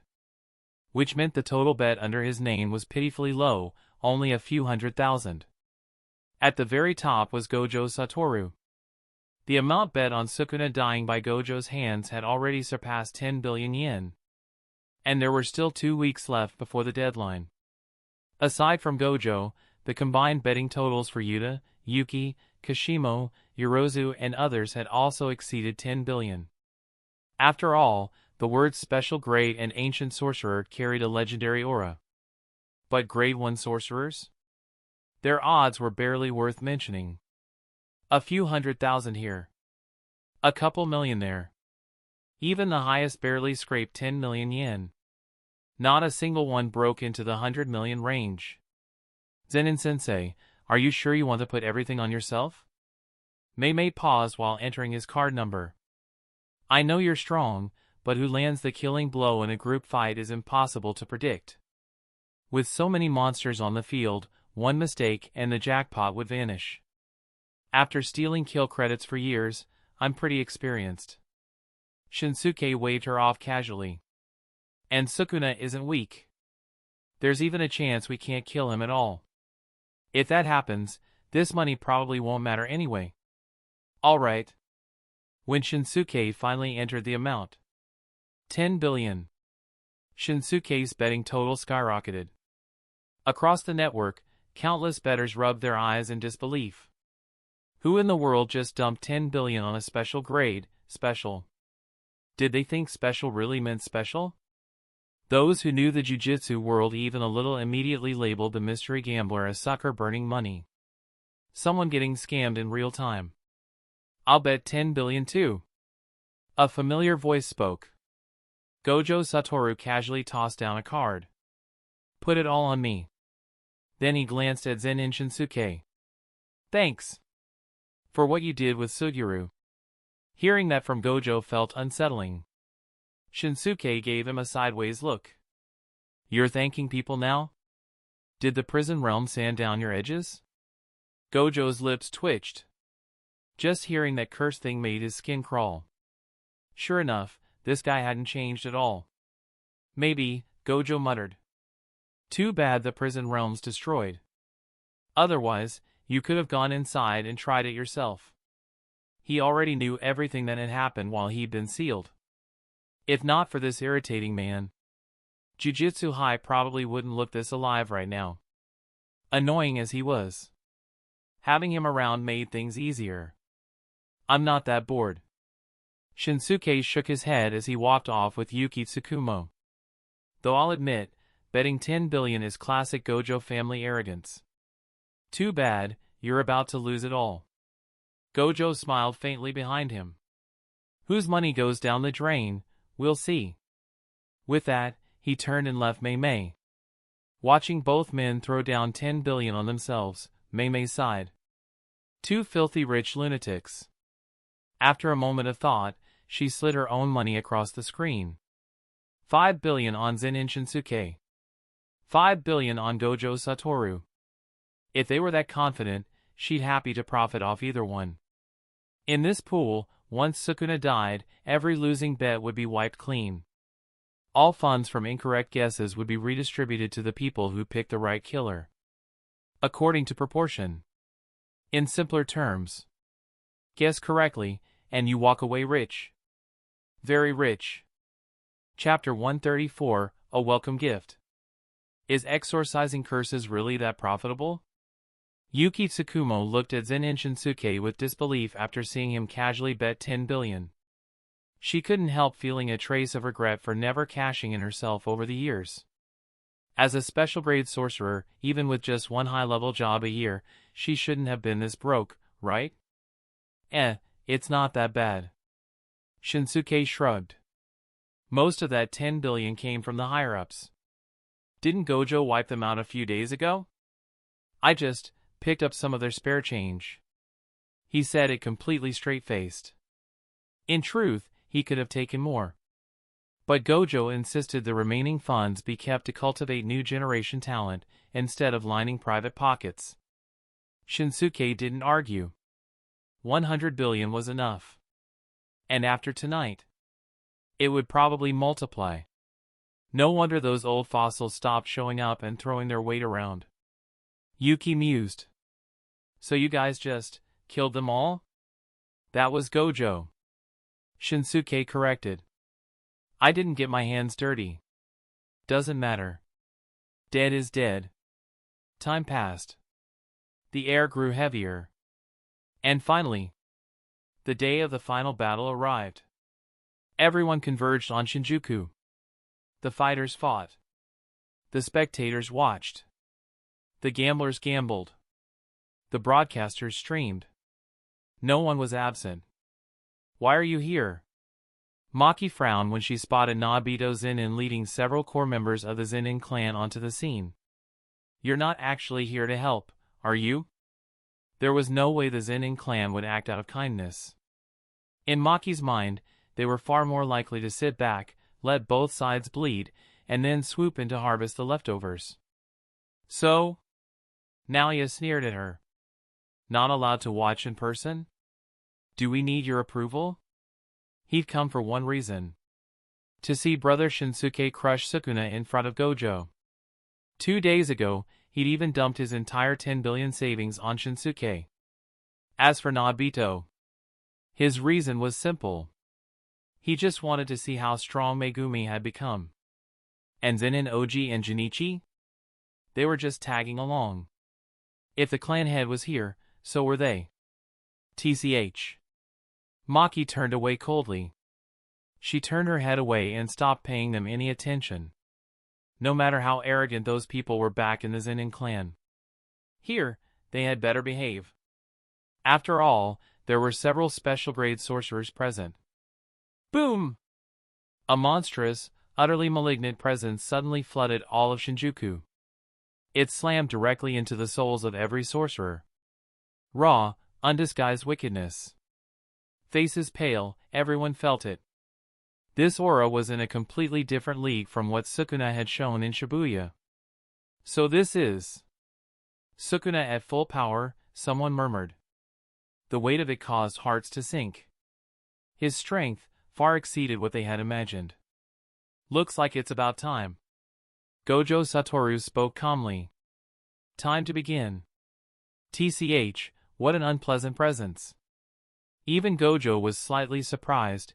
The difference between expectation and reality was bigger than he thought. But he wasn't afraid. This time, he didn't stand alone. This kind of opponent, if I can challenge him once in my lifetime, I have no regrets. Kashimo's eyes burned with excitement. He knew he couldn't win. But as a born warrior, to clash with a godlike enemy, even dying for it would be worth it. That's odd. Zen'in Shinsuke stroked his chin. Sukuna, even at his peak, shouldn't radiate this level of pressure. Then again, so many things had already diverged from the original course of events. And Sukuna wasn't even using Megumi's body anymore. Of course something had changed. What is it? Yuki asked cautiously. Nothing. Shinsuke shook his head. Let's go. Let's see what gives Sukuna the confidence to challenge all of us. He stepped forward first. With a flash, he landed atop a ruined skyscraper. The surroundings were reduced to rubble. Shibuya wasn't far from Shinjuku. He could even see the meteor Jogo had summoned earlier lying silently in the wreckage. A moment later, Gojo landed beside him, followed by Yutaheim, Gakaganji, and Ijichi. Then Yuki, Yuta, Kashimo. And finally, Tsumaki. Or rather, Yorozu, now in control. She wanted to fight Sukuna alone. But there was no way anyone would agree to that. She had begged, argued, even sworn promises to Tsumaki. Only then did Shinsuke relent and allow her into the battle. Not that her opinion mattered much. Still, she wasn't weak. Though far inferior to Sukuna, this was a team fight. So she was permitted. Who goes first? Kashimo's eyes burned as he stared across the ruined city. At the source of the sinister pressure, lightning already crackled across his body, eager to strike. In response, Gojo removed his coat, revealing black compression wear beneath and white trousers. The same outfit he'd worn the night Toji had almost killed him. An ocean of cursed energy erupted from his body. Unrestrained. "Let me give Sukuna a proper welcome gift," Gojo said softly. "This will be our first real meeting." He rolled his shoulders, loosening up. Ichichi slammed both hands onto the ground, face dead serious, and deployed a barrier technique he'd never used before. At the same time, Yudaheim began to dance. Her cursed technique activated, Solo Forbidden Zone. Within its range, a sorcerer's output could be massively amplified. To reach the pinnacle of cursed energy was to reduce waste to absolute zero. Chants, hand seals, footwork. How much of these a sorcerer omitted determined their mastery. This time, Yudaheim skipped nothing. Chant, gestures, dance, combined with Gakuganji's music. The ritual elevated her technique to its limit. A full 120% amplification. In short, every possible buff was stacked. The instant their techniques activated, a terrifying torrent of cursed energy exploded from Gojo Satoru. Kashimo's pupils shrank violently. So this was the so-called strongest of the modern age. This was terrifying. He turned, only to realize everyone else had already backed away. A second later, Gojo drew his arms back. For the first time in front of them all, he began chanting. 9 ropes. Polarized light. Crow and Shimio. The gap between within and without. Cursed energy roared together. Space itself warped. Kashimo immediately sensed something was wrong, and leaped backward, far away from Gojo. Chapter 135, The Evil Sukuna, and the start of the mob fight. A 200% attack, with nothing omitted, detonated across the skyline. Hollow technique, purple. Sukuna stood atop a distant skyscraper, utterly at ease. At this point, his total cursed energy had surpassed every sorcerer in history. "Lord Sukuna, since no exact time was set, should we go remind them?" Yuram asked softly. "No need." Sukuna smiled faintly. "I can already feel them. They've arrived." He had sensed Gojo, but Ichichi's barrier masked the true danger. He had no idea that his welcome gift was already on its way. In the next instant, a terrifying violet beam split open the heavens. The pressure alone sent Sukuna's relaxed expression hardening. He raised his front pair of arms, preparing to take the blow head-on. "No wonder Kenjaku feared you," he muttered. "You really are impressive." Battle lust surged through his eyes. In this era, there were actually 2 people capable of igniting his desire to fight. That realization thrilled him. An ocean of cursed energy surged between his palms. He would face Gojo's opening strike with sheer force. Boom!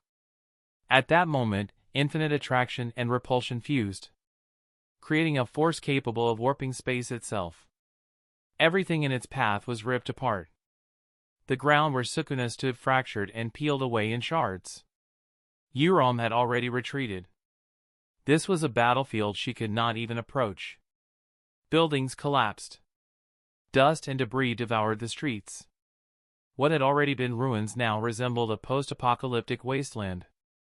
As the smoke cleared, figures emerged. Sukuna stood at the center. Both arms obliterated. Bone and flesh fused in a grotesque mess. He looked ruined. And yet, he was smiling. In seconds, his arms regenerated. "So many of you. You've all come to challenge me?" For a moment, memories resurfaced. 1,000 years ago. The day countless sorcerers united against him. And all fell by his hand. Correction. Zen'in Shinsuke stepped forward. You're the one challenging us. The aura radiating from Sukuna now was far beyond the 15-finger version. At least 10 times stronger. I was wondering how you got this strong. Shinsuke narrowed his eyes. So you stole Tengen's body. How fitting for the king of curses, using a woman's corpse. Even beneath the waves of malignant energy, Shinsuke smelled it. The lingering essence of Tengen. You're right.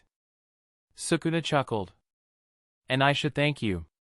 If you hadn't let me go back then, I wouldn't have obtained such a perfect vessel. Gender meant nothing. Tengen was already closer to a curse than a human. I now possess Tengen's immortality, Sukuna continued calmly. I will continue to evolve. She couldn't control it. But I can. Then his smile twisted. And here's another piece of news for you. In 1 month, I assimilated 1 million non-sorcerers. 1 million people are dead. What? Shinsuke froze. 1 million. For a moment, he thought he misheard. Ha ha ha ha ha. Sukuna laughed wildly. What's wrong? Feeling guilty now?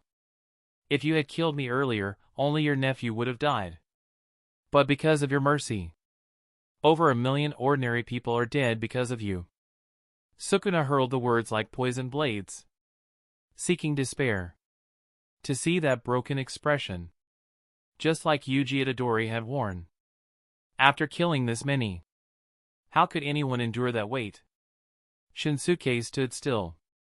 Stunned. And Sukuna felt delight. For a moment, Sukuna almost believed that this man was like him. But in the end, just another fragile human. You shouldn't blame yourself. Yuki Tsukumo spoke softly.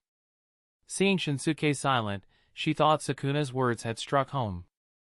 1 million deaths would shatter anyone. If only we had delayed the final battle a little longer. Shinsuke muttered under his breath. What did you say? Yuki widened her eyes.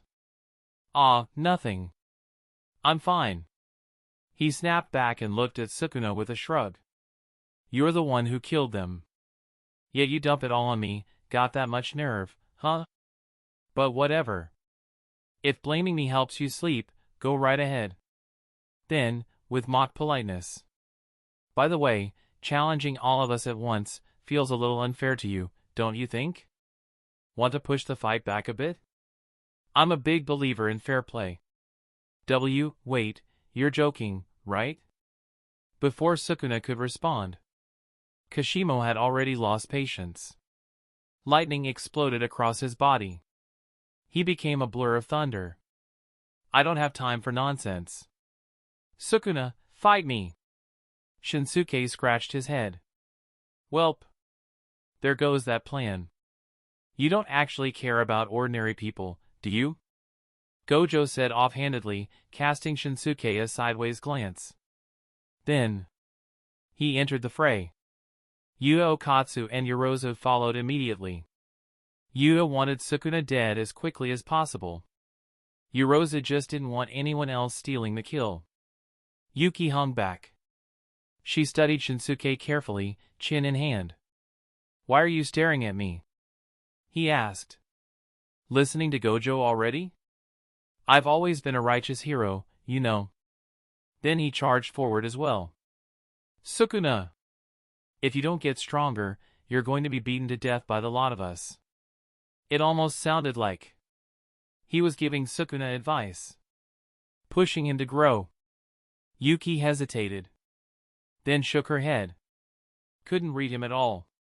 With no better conclusion, she joined the battle too. 6 monsters. On 1 king. Even with 4 arms.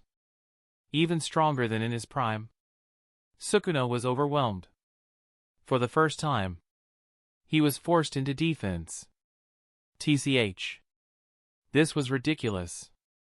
6 against 1. No shame at all. Do you people have no honor? Sukuna roared internally. Chapter 136, Simultaneous Domain Expansion. After clashing once with Sukuna, Kashimo flickered backward, widening the distance. Instead of pressing the attack, he stared at Sukuna and suddenly asked a question that seemed completely out of place. Sukuna, did you become the strongest later? Or were you born that way? Sukuna opened his mouth to answer. Who knows? He didn't even get to finish. Boom! A massive 50-size boot smashed into his face, sending him flying like a kick doll. Shinsuke lowered his leg and glanced at Kashimo. You've got time to ask stupid questions, but no time to kick him twice? Before he even finished speaking, Gojo fired a reversal, red, blasting straight toward the direction Sukuna had flown. Clearly, he had no intention of maintaining honorable combat. Mob tactics might be shameful, but damn, they were effective. Damn it! Sukuna must die by my hands. Yoroza couldn't bear it anymore. Watching everyone gang up on Sukuna drove her mad. Explosive cursed energy erupted around her. An insect-like armor formed over her body, wings snapping open. She shot towards Sukuna. Shrack! A colossal slash shot out of the ruins. It tore through Yoroza's armor instantly, carving a deep gash across her body. She crashed into the ground hard. From within the debris, Sukuna walked out. A large footprint stamped across his face. He was furious. You really think numbers will let you defeat me? Don't make me laugh. Your fate will be no different from the sorcerers who challenged me 1,000 years ago. No, yours will be much worse. A murderous gleam erupted in his eyes. Sukuna vanished. A heartbeat later, he was already upon them. At close range, the others couldn't use large-scale techniques recklessly. But he could. His cursed energy reinforced every inch of his body. His physical stats skyrocketed to absurd levels. His speed was nearly equal to Shinsuke's 7-gate state. Forearms. Monster-level physique. Spellcasting while fist-fighting. Sukuna unleashed a flurry of slashes mid-combat, turning every exchange into a death trap. 7 afterimages collided in a blur of violence. The shockwaves blasted the area, turning hundreds of meters into a vacuum-like wasteland. Only Gojo and Shinsuke still looked relaxed. Everyone else, even Yuta and Kashimo, felt the danger of exchanging blows with Sukuna. Far away, inside a private viewing room, Mei controlled a flock of crows, streaming the entire battle live. On screens across Japan, viewers clenched their fists, breath held tight as they watched the titanic clash unfold. Watching the battle unfold, the lower-level sorcerers finally realized just how delusional they'd been. Earlier they thought they might be able to help. Now they understood. They weren't even close to special grade. Toji stared at the screen, eyes narrowing. Shinsuke's entire body glowed crimson. Toji recognized the technique instantly. That taijutsu, isn't it only supposed to open 5 gates? He himself had already opened 4. Shinsuke should be at 5 now. But even if he reached 5, would he be that strong? Was the gap between 4 and 5 gates really that massive? Thinking about it carefully. Yeah, it probably was. The technique became exponentially harder to master the further it progressed. Meanwhile, the Zen'in clan elders, Zen'in Oji and Zen'in Jinichi, were stunned speechless. No cursed energy. Yet fighting at special grade level? Impossible. Absurd. It was the greatest slap in the face to their entire clan heritage. The nobody they had looked down on since childhood was now fighting shoulder to shoulder with the strongest sorcerers alive. Only Naoya watched with unrestrained excitement. From the beginning, he had always compared Shinsuke to Gojo Satoru. To him, Shinsuke being absurdly strong was perfectly natural. Lord Sukuna. High above the battlefield, Yurom stood on a floating shard of ice, watching with worry. She wanted to help. Desperately. But with a battlefield this chaotic, and opponents this overwhelming. She'd only get in the way. Still, deep inside, she believed Sukuna would not lose. He couldn't lose. Crash! Shinsuke suddenly clamped down on Sukuna's forearms, bulging veins exploding across his muscles as he forcibly pinned Sukuna in place. Caught you. In the same instant, everyone else closed in, unleashing a storm of attacks. Kashimo's thunder staff hammered down at Sukuna's skull, only for his third arm to grab it mid-swing. Yurosa's claw strike was intercepted by his fourth arm. Even 4 hands aren't enough against 6 of us. Yuta's katana pierced straight through Sukuna's heart. Yuki's mass-enhanced punch detonated against Sukuna's torso, blowing half of his body apart. Gojo pressed one finger to Sukuna's forehead, red energy condensing dangerously. You can go to hell now. Reversal, red. Boom! The blast struck Sukuna's skull directly, but it didn't penetrate. The cursed king's head resisted even that devastating output. Sukuna grinned hideously. If this were me 1,000 years ago, you might have won. But now? You'll never defeat me. He exerted a burst of strength, flinging Kashimo and Yorozu away. Both freed hands blurred into a rapid sequence of hand signs. A tidal surge of cursed energy erupted, swallowing hundreds of meters. Domain expansion, malevolent shrine. Sukuna finally lost patience. He opened his domain instantly. But this was not the domain from Shibuya. This new shrine was 3 times larger. And infinitely more sinister. The sky dimmed, bleeding into a deep, sickening crimson. Inside the domain, sparks of light flickered everywhere. Manifested slashes. Buildings evaporated into dust in an instant. Every slash was packed with monstrous cursed energy. The moment the first cut appeared on his skin, Shinsuke disappeared from sight, stepping hundreds of meters away. He wasn't affected by domains. He didn't need to tank anything.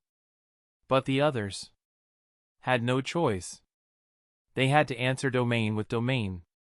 Domain expansion. 5 voices echoed as one. And then, a pitch-black barrier snapped into existence. A colossal circular dome, hundreds of meters across, slammed down over all 6 domains at once. It trembled violently. Something inside was tearing reality apart. He merged Tengen's barrier techniques into his own domain? Shinsuke murmured, fascinated. He was the only one excluded from the dome. He stood outside, watching eagerly. 6 domains colliding at once. It was beyond absurd. It was unprecedented. Chapter 137, Domain Recast. The sphere-shaped barrier trembled violently, and then suddenly began to shrink. Sukuna was contracting the range of his domain to amplify the lethality of the attacks inside. Boom! Cracks webbed across the barrier's surface. A heartbeat later. Krak, boom. The entire domain exploded, ejecting multiple figures in all directions. Sukuna included. So fast? Zen'in Shinsuke raised a brow. He didn't expect a 6-domain clash to collapse that quickly.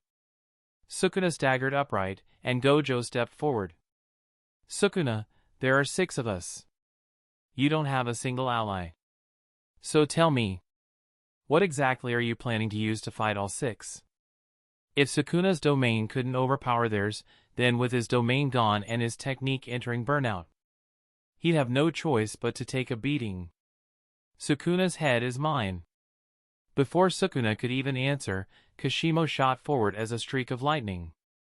During technique burnout, sorcerers couldn't use their cursed techniques. But Kashimo had never used one anyway. His entire fighting style was pure cursed energy manipulation. Burnout meant nothing to him. You bastard. You're cheating. Yorozu yelled and prepared to rush in as well. But... Shrak! A massive cleaving strike erupted from Sukuna's position, tearing through the ground and ripping toward Kashimo like it was splitting space itself. Kashimo sensed death. He twisted sideways. Swish! His arm flew off. The slash continued for hundreds of meters, carving a canyon into the earth. Kashimo retreated immediately, blood mist trailing behind him. Yorozu, who had been about to charge, froze in place. How is that possible? You're not in burnout? Kashimo stared at Sukuna in disbelief. The others turned to look as well. Faces grim. That shouldn't be possible. Gojo-sensei, can you do that? Yuta's voice trembled slightly. Sorcerers enter technique burnout after using a domain because their brains, specifically the parts that handle curse technique activation, are temporarily overloaded. That's why techniques can't be activated for a while. But Sukuna was unaffected. To Yuta, there was only one explanation. He destroyed the part of his brain used for cursed techniques with cursed energy, then used reverse curse technique to instantly repair it. But that level of control, that precision, how? It was a level of cursed energy mastery he couldn't even imagine. Before? No, Gojo replied. But after spending some time inside the prison realm, this much is doable. He had originally planned to finish Sukuna off with a coordinated ambush. But clearly, he had underestimated him. But don't misunderstand. Gojo's expression sharpened. Sukuna did enter technique burnout. It's just that his burnout period is so short it's practically non-existent. That's because of whatever he's become. Gojo offered a quiet reminder. He could clearly feel whether Sukuna had used reverse curse technique. So he knew Sukuna hadn't escaped burnout using Yuta's imagined method. He isn't a sorcerer or a curse anymore. He's something else entirely. As he spoke, Gojo activated reverse curse technique on himself, repairing the portion of his brain he had deliberately destroyed. His own burnout ended instantly. The real fight starts now. The moment he finished speaking, Gojo stepped forward, limitless humming to life around him. One hand formed a seal. A tidal wave of cursed energy erupted. Domain expansion, unlimited void. Sukuna grinned, amused. Ha ha ha. Gojo Satoru. I'm impressed. After all, Sukuna himself needed Tengen's body and the assimilation of 1 million people to achieve such output. Domain expansion, malevolent shrine. This time, Gojo's domain came first. For a fraction of a second, Sukuna's mind drowned in an ocean of useless information. Enough to kill a normal person instantly. But for Sukuna, who had merged with over 1 million souls, it barely counted as stimulation. Inside the overlapping domains, both barriers collided. Domain against domain. A pure head-on clash. Whoever broke first would face certain death. Gojo didn't bother with words. Cursed energy wrapped his fist, and he charged straight for Sukuna beneath the shrine. Sukuna welcomed him with his own flurry of blows. They collided in a violent blur. Outside the barrier, the others could only watch. These two monsters. How the hell are they opening domains back to back like that? Yorozu puffed her cheeks in pure frustration. Yuta spoke next, calmly analyzing. I have a plan. Once their domains collapse, our techniques should recover. If we take turns expanding our domains, we can drag Sukuna into one after another. All 5 of us can use domains. We'll wear him down and kill him. He refused to believe Sukuna could sustain unlimited domain expansion. What do you think? I'm not doing that. Kashimo rejected it immediately. When their domains end, I'll use my own technique to fight him. It only works once. So before that, do not interfere. He didn't care about the Jujutsu world. He didn't care about saving civilians.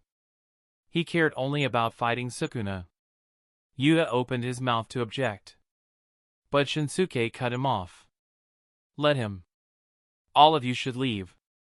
Sukuna is ours, mine and Dojo's. We've played around enough. He stared at the glowing silver barrier in the distance, face calm. He had planned to beat Sukuna to a pulp with everyone ganging up. But Sukuna's strength exceeded expectations. Too many strong fighters would only get in each other's way. Fine, Yuki said with a mischievous wink. If you two fail, I'll handle it. I still have a trump card, you know. Shinsuke's eye twitched. A trump card? She meant the one capable of erasing this entire region from the map. Great. I trust Zen'in-sensei and Gojo-sensei, Yuta said, retreating. Hey, Hey. I didn't agree. I'm staying. I'm killing Sukuna with my own hands. Yoroza stomped like a furious child. Shinsuke ignored her. Tsumaki. At his call, Tsumaki instantly regained control of her body. Uncle, I'll withdraw.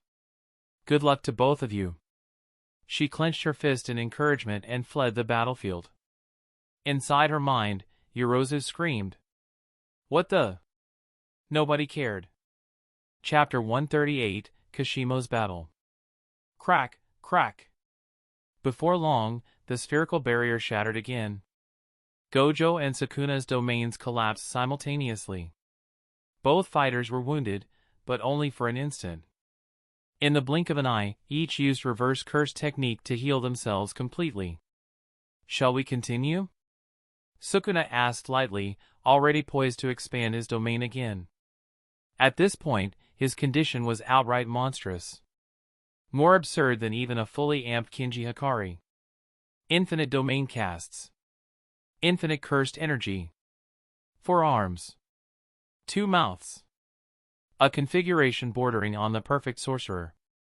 Gojo glanced at Sukuna, then casually returned to stand beside Zen'in Shinsuke. Well, he asked. With Sukuna's current nature, he was practically unkillable unless someone forced him to take a domain attack without defending. That wasn't something Gojo could accomplish alone. Let him go next, Shinsuke replied, sitting down casually on a clean patch of stone. Otherwise the guy won't ever get his chance to fight Sukuna. I, Kashimo Hajime, will be your opponent. Kashimo stepped forward, eyes blazing with savage anticipation. Despite having only 1 arm left. Gojo raised an eyebrow, then sat down as well. He won't just get himself killed? Gojo asked. If he dies, he dies. Shinsuke shrugged. It's his choice. He crossed time just to fight Sukuna fair and square. You gonna take that away from him? Tisk, TSK.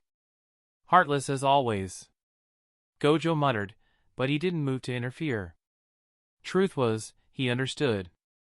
If he were the only strongest left, he wouldn't let anyone else interrupt his fight with Sukuna either. Thankfully, there were still plenty of people left to help. You? Sukuna looked at Kashimo and immediately saw it. A profound loneliness, one that bored him. You must have been strong in your era. Sukuna said flatly. Kashimo answered instead. Sukuna, do you know how to live among people? I don't know how to interact with anyone. I don't understand how to care for others. In my era, aside from me, everyone was fragile, like wet clay. Tell me, must the strong always walk alone? Maybe, this era suits me better. As he spoke, lightning exploded from his body. Mythical beast Amber. A thunderous roar ripped across the battlefield. The crackling lightning compressing into the shape of a massive thunder beast. It lunged at Sukuna like a living storm. Sukuna blinked once. Honestly. One after another, all of you are too greedy. The thunder beast hit head-on. Sukuna raised both arms and took the full brunt of the impact. His massive frame blasted backwards several meters. His hands were scorched black, flesh charred to the bone. Kashimo did not chase after his previous hit. Instead, he arched his entire body like a drawn bow. Air surged violently into his lungs as lightning gathered in his mouth. Boom! The compressed thunder detonated outward. The blast was so violent it ripped his entire face into the shape of a cannon muzzle. The lightning beam struck Sukuna instantly, drowning him in roaring electrical current. Crackling arcs wrapped around Sukuna's body, sizzling as if trying to evaporate him whole. Yet Sukuna simply waved his hand. The thunder dispersed like mist brushed aside by a breeze. A dense layer of cursed energy coated his skin. Lightning, no matter how intense, could barely scratch him. Loud! Sukuna mocked with a smile. Kashimo ignored the taunt. His form shifted. Lightning rewrote the very structure of his flesh, transforming him into a pure thunder beast, crackling with violent yellow-white arcs. A third eye opened on his forehead. He vanished in a streak of lightning. A thunderclad palm strike shot toward Sukuna's skull. Pack! Sukuna raised his upper left arm and caught the strike effortlessly. His lower left arm intercepted Kashimo's rising knee. His two right arms gathered cursed energy, then slammed into Kashimo's core. Bang! The blow sent Kashimo rocketing into the sky. Righting himself midair, he raised both hands overhead. Lightning swirled between his palms, condensing into a single catastrophic blast. He fired. Sukuna didn't even brace. The massive mouth on his abdomen began chanting. Dragon scales. Repulsion. Paired falling stars. Sukuna lifted one hand and warned politely. If you don't dodge, you'll die. Release. A world-cleaving slash ripped through the battlefield, erasing Kashimo's thunderblast entirely. Kashimo dodged at the last second. But even so, half his shoulder vanished, scattered into blood mist swallowed by lightning. A colossal ravine carved itself across the earth behind him. Sukuna smiled in satisfaction. Strong people being lonely? That's a joke. Kashimo steadied his breath. In your time, he said, countless strong men must have challenged you. They staked their lives on the chance to earn your acknowledgement. And you killed them. He gathered thunder in his hand. You asked me if I knew how to care about others. Back then, people hated me too. Honestly, they still do. But because we grow strong, people come to love us. And we respond to that love. Even so, you're anxious about loneliness? That's why I say you're greedy. Sukuna didn't understand him at all. You want power, Sukuna replied flatly. Yet you fret over the loneliness that power brings, seeking opponents just to soothe your own emptiness. What a tedious mindset. Kashimo narrowed his eyes. Then why did you scatter your fingers across time and reincarnate into the future? Sukuna answered without hesitation. Because I understood everything already. Love? Recognition? Laughable. I'd never once wanted others to please me. If I want to eat, I eat. If something disgusts me, I kill it. If someone amuses me, I play with them. I've always lived by my own rules. If others can't understand, that's their problem. He said it as if stating the weather. And you never get bored? Kashimo asked quietly.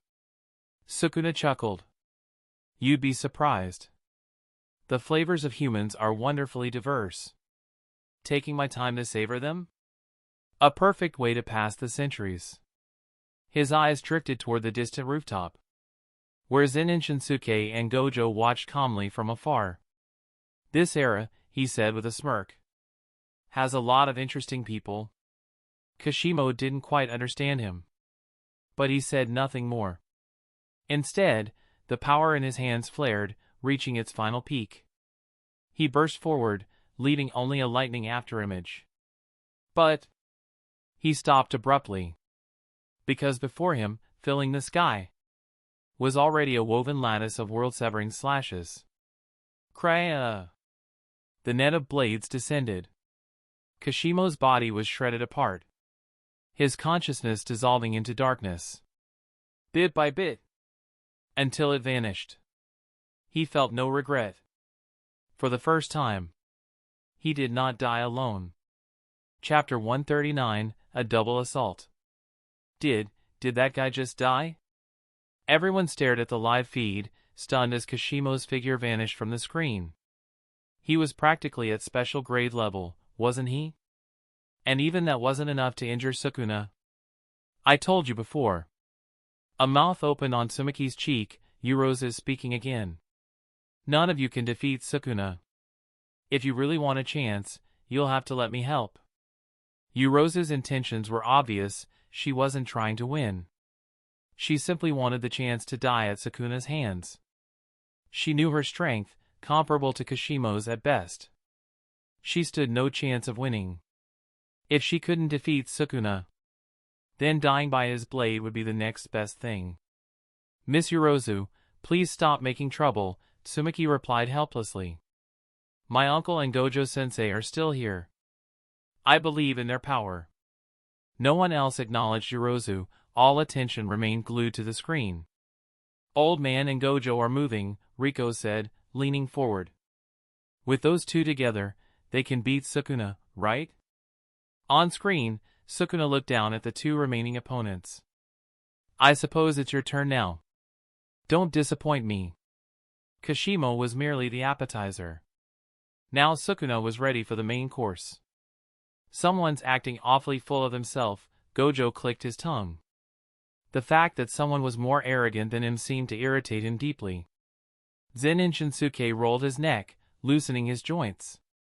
Gojo, try to keep up with my speed. With that, his blood energy erupted like steam from a boiler. In the next instant, boom! He vanished, reappearing beside Sukuna, fist already mid-swing.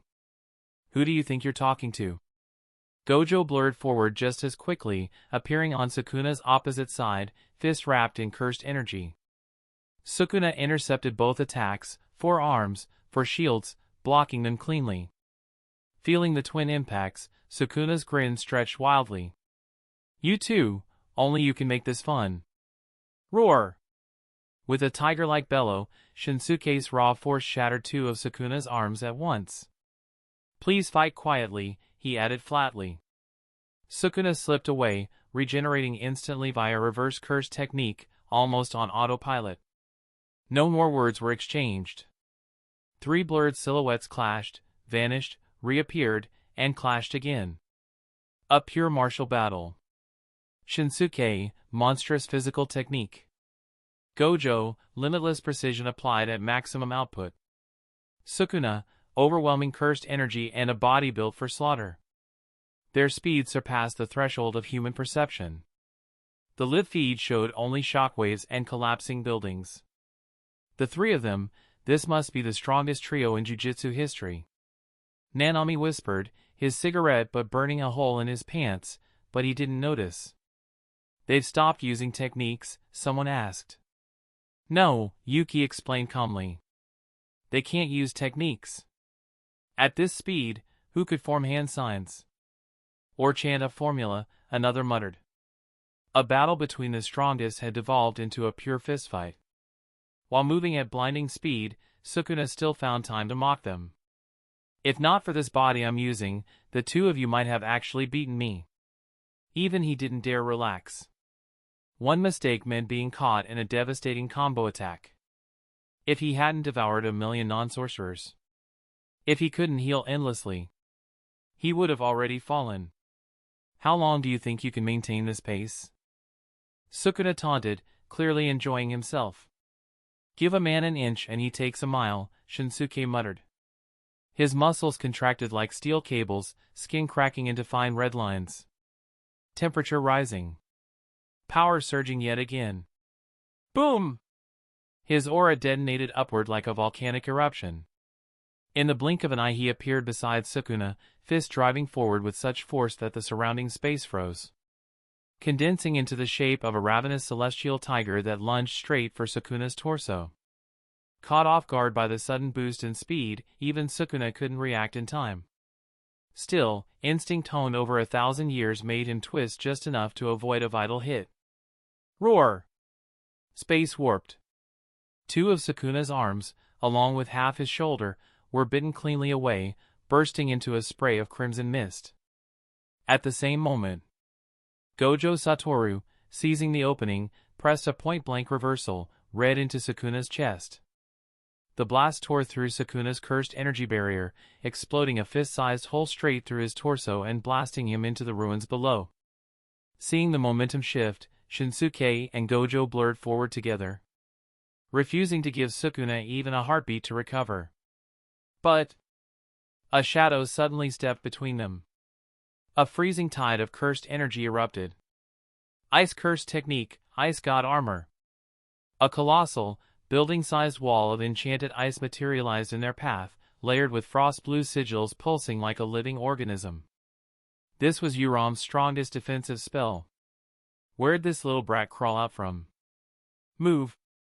Shinsuke didn't slow down for even half a second. Crack! His punch shattered the entire ice fortress in a single blow. And the shockwave continued forward, slamming directly into Euram. Even with the glacier's cushioning, the force caved her body inward like a crushed can. Blood sprayed.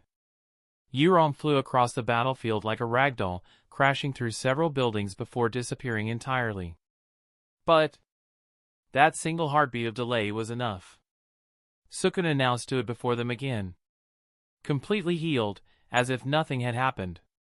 Tell me, Sukuna smiled coldly, what did you do to my subordinate?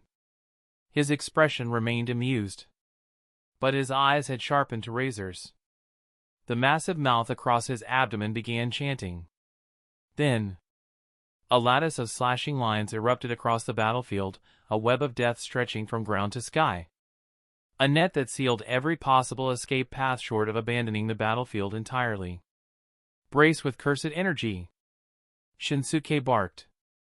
His muscles hardened, skin crackling with compressed blood force. Gojo sensed the danger instantly and flooded himself with limitless cursed energy protection. Swish! The killing net passed through them in less than a blink. Crack! A crisp slicing sound echoed. Splat! Both men staggered back, blood spraying as a grid-shaped wound carved across each of their bodies. Sukuna chuckled. You survived? Tough bastards. This wasn't an ordinary slash. It was his newly refined technique. Eightfold slash, Hachi. Evolved from the attack that had cleaved space itself and slain Kashimo. Even stronger than the one that killed Kashimo. And yet they survived it. Sukuna's eyes gleamed with predatory excitement. Good. If you died that easily, I'd have been terribly disappointed. Chapter 140, Sukuna, more powerful? That last attack. Gojo Satoru murmured as reverse curse technique stitched together the grid-shaped wound carved almost to the bone. His expression darkened. Could Limitless really block that slash? He had already sensed something wrong. That slash didn't just cut the air. It severed space, even brushing the edge of ignoring Limitless' infinite buffer. This was dangerous. Looks like this guy's going to be troublesome. Shinsuke flexed his fingers. The bleeding on his chest had already stopped, though the raw, brutal gash would take time to close. I'll pin him down. You deploy your domain and finish him in one go. Gojo frowned. And what about you? You'll get dragged into the domain too. Me? Shinsuke snorted. I'm not a sorcerer. Your domain might as well treat me like a lamppost. And with that, he stomped once. Boom! And shot towards Sukuna like a fired cannon shell. Gojo smacked his forehead. Right. He's a zero-cursed energy monster. Forgot for a moment. In his domain, someone without cursed energy had all the significance of a piece of furniture. No information flood. No paralysis. Underscore. Boom! Their fists collided. Even though Sukuna's speed matched Shinsuke's, his strength clearly didn't. Bones cracked instantly, and his arm exploded under the force. But with 4 arms and an automatic reverse healing loop, he parried Shinsuke's relentless barrage blow for blow. What's wrong? Is Gojo running out of steam? Sukuna mocked, grin widening. Or maybe the two of you are cooking up another cheap trick? Right now, Sukuna was practically a supercharged Maharaja. Not adapting to techniques, but simply unkillable. 4 hands. Infinite regeneration. Cursed energy that refused to end. A nightmare. Shinsuke ignored the taunt. His fists blurred, cracking space with each strike, pulverizing each of Sukuna's arms the moment they regenerated. You really are a freak, Sukuna admitted. In my prime, I might not have beaten you in raw strength. 2 of his eyes constantly monitored Shinsuke. The other 2 were fixed on Gojo. He wasn't stupid enough to forget that threat. I recall sorcerers have a way to distort space too. Sukuna's expression sharpened. The freshly regenerated fists detonated, bursting into black-red lightning. All 4 arms punched simultaneously. Black flash. The collision of their blows warped the space around them. An invisible gravity well forming between them, sucking in rubble and debris like a miniature singularity. Shinsuke and Sukuna both leapt away instantly. It was the same spatial distortion as Gojo's blue, but created with pure physical force. No techniques. Just raw power. Even Gojo couldn't help but click his tongue. Okay, now that's ridiculous. Stop daydreaming. Now's our chance. The moment they dodged, Shinsuke flickered, reappearing behind Sukuna. In one fluid motion he pinned all 4 of Sukuna's arms with his limbs, locking him in place, preventing a single hand sign. Gojo reacted instantly. One hand rose.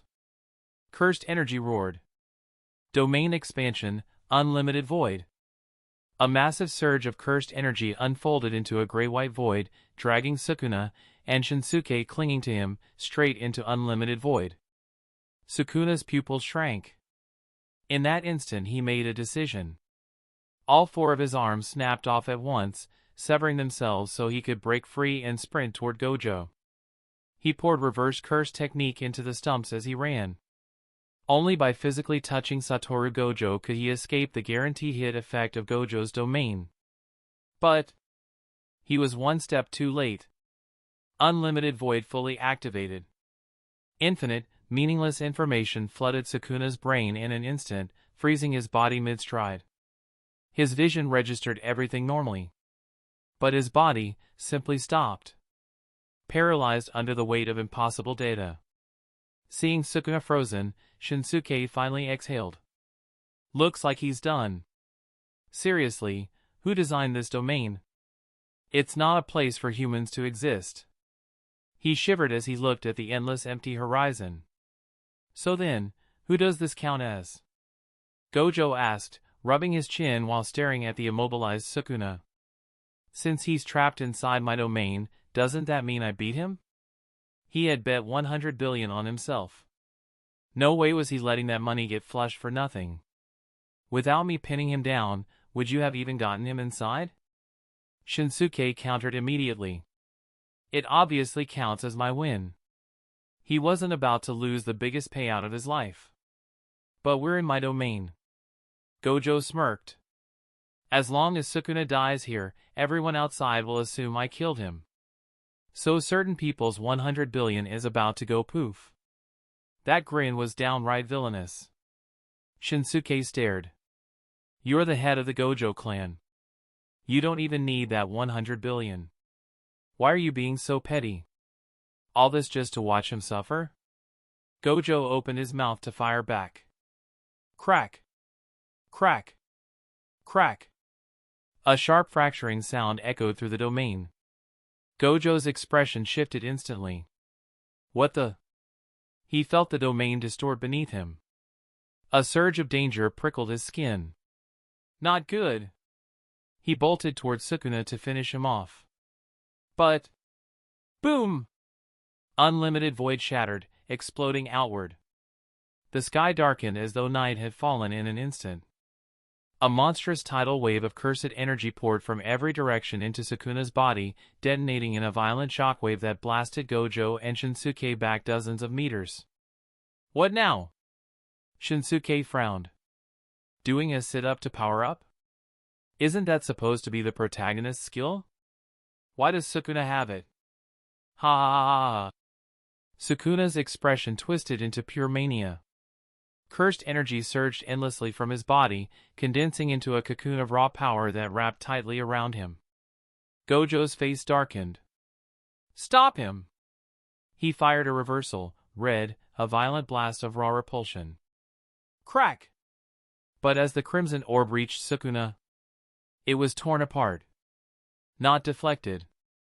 Not countered. Simply ripped to shreds by the violent aura raging around Sukuna.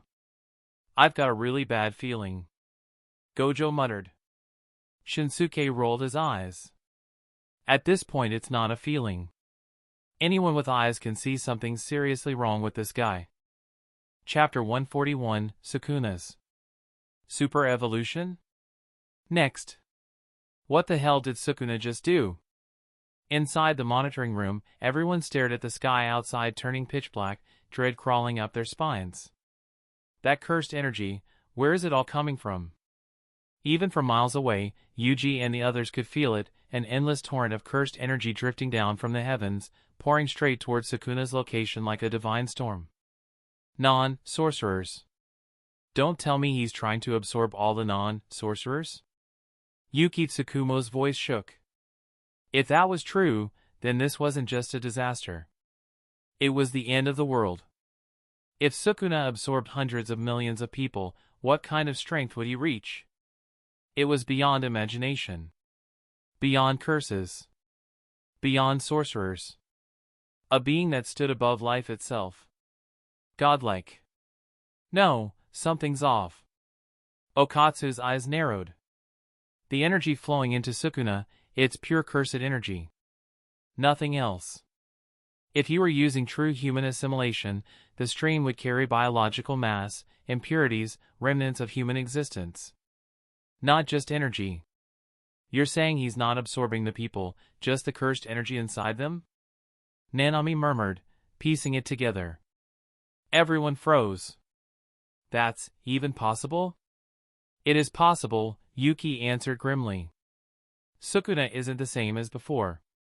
He's taken over Tengen's body.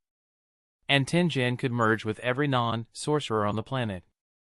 If Sukuna has fully mastered Tengen's body, then selective absorption, taking only the cursed energy and discarding the body, might actually be within reach. She clenched her fists. Culling game is over, but its barriers still exist. Kenjaku's plan can still function, Sukuna simply changed the rules. Instead of merging bodies, he's siphoning away the cursed energy of every non-sorcerer. Yuki exhaled slowly. If that's true, then the cursed energy problem I've been trying to solve my whole life would be gone. If every non-sorcerer in the world lost their cursed energy, then the birth of curses would stop. Curses would vanish. It should have been the perfect solution. But her expression only grew darker. Sukuna would become the most terrifying being ever born, fueled by the power of hundreds of millions. One Sukuna like that could destroy the world. She bit her lip. Curses spreading is annoying. But at least they only threaten Japan. A Sukuna empowered by the world's energy? He was a global extinction event in the shape of a man with 4 arms. And worse, he acted entirely on whim. A walking apocalypse with mood swings. The room fell silent as everyone clenched their fists. If Shinsuke and Gojo can't stop him, then we'll have no choice. Even if it kills us, we fight. Because if they didn't, there would be no world left to save. Meanwhile, at the very center of the battlefield, a suffocating mass of cursed energy, so thick it felt like tar, wrapped around Sukuna, expanding larger and larger until it reached the height of an entire building. Even Gojo's expression had tightened to its limit. Okay, how do we fight this? Sukuna's aura now was several times stronger than before, and this was only the cursed energy leaking out. Shinsuke stared at the monstrous cocoon of energy. He reverted to his normal state with a helpless wave of his hand. We run. No point fighting that. Who knew what the hell Sukuna had turned into? And who'd still want to fight something like that? Just run. Oi, oi, oi, we're sorcerers. We can't just run away. Gojo snapped back immediately. He intended to fight until the last moment. What if Sukuna was only bluffing? What if he hadn't actually changed? Shinsuke shot him a look. I'm telling you, even if you gathered the entire sorcerer world, you still wouldn't kill him. Might as well leave early. And the civilians? We just watch them die. Gojo countered. First of all, just because Sukuna is moody doesn't mean he'll slaughter everyone, Shinsuke replied bluntly.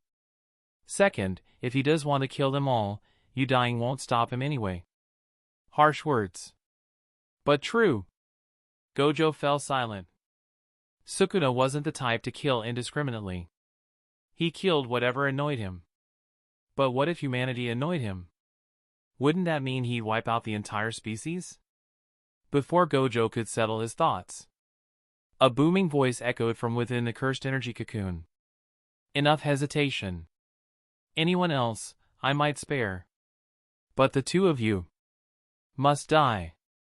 A tidal wave of cursed energy surged outward. Cracks spread across the cocoon, and from within emerged a colossal silhouette, like a mountain unfolding its limbs. Two faces fully separated. Four sets of eyes scanned the world in 360 degrees. 6 arms stretched out, each tens of meters long. Sukuna now stood towering over Gojo and Shinsuke like a giant, taller than a 20-story building, exuding suffocating pressure simply by existing. Gojo stared up, dumbfounded. Okay. I take it back. Running doesn't sound so bad. This wasn't even a creature anymore. This was a disaster. Maybe they really should start considering nukes. Shinsuke sighed. I told you to run earlier. You think he'd let us walk away now? He glanced up at Sukuna's new form, speechless. Did this guy just evolve into a kaiju? Where were the Ultra Brothers when you needed them?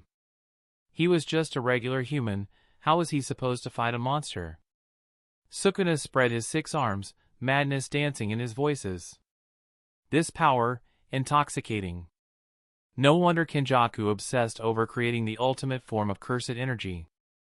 I suppose I'm only a half-finished product, but still, magnificent. The thrill in his tone was unmistakable.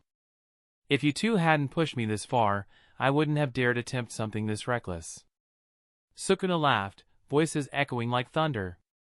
You forced me to innovate. To absorb only cursed energy. Do you understand?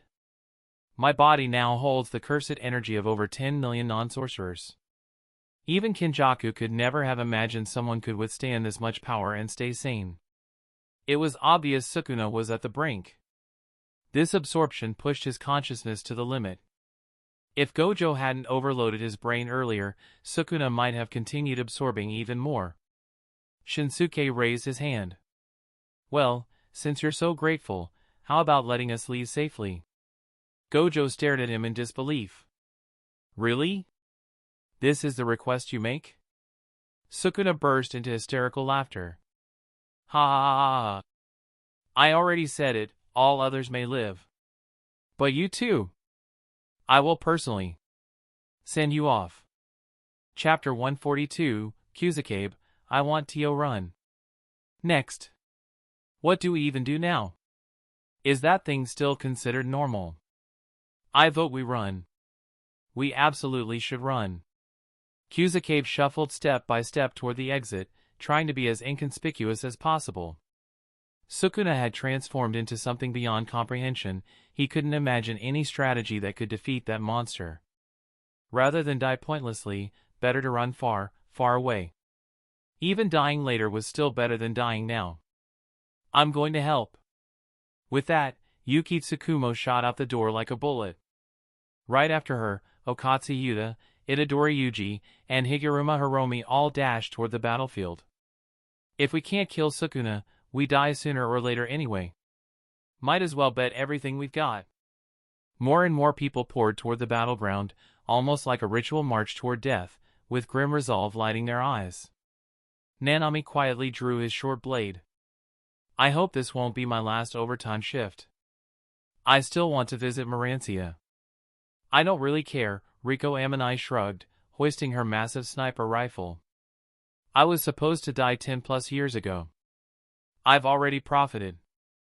Maki, Mai, Toji, and practically everyone else prepared themselves for a final showdown.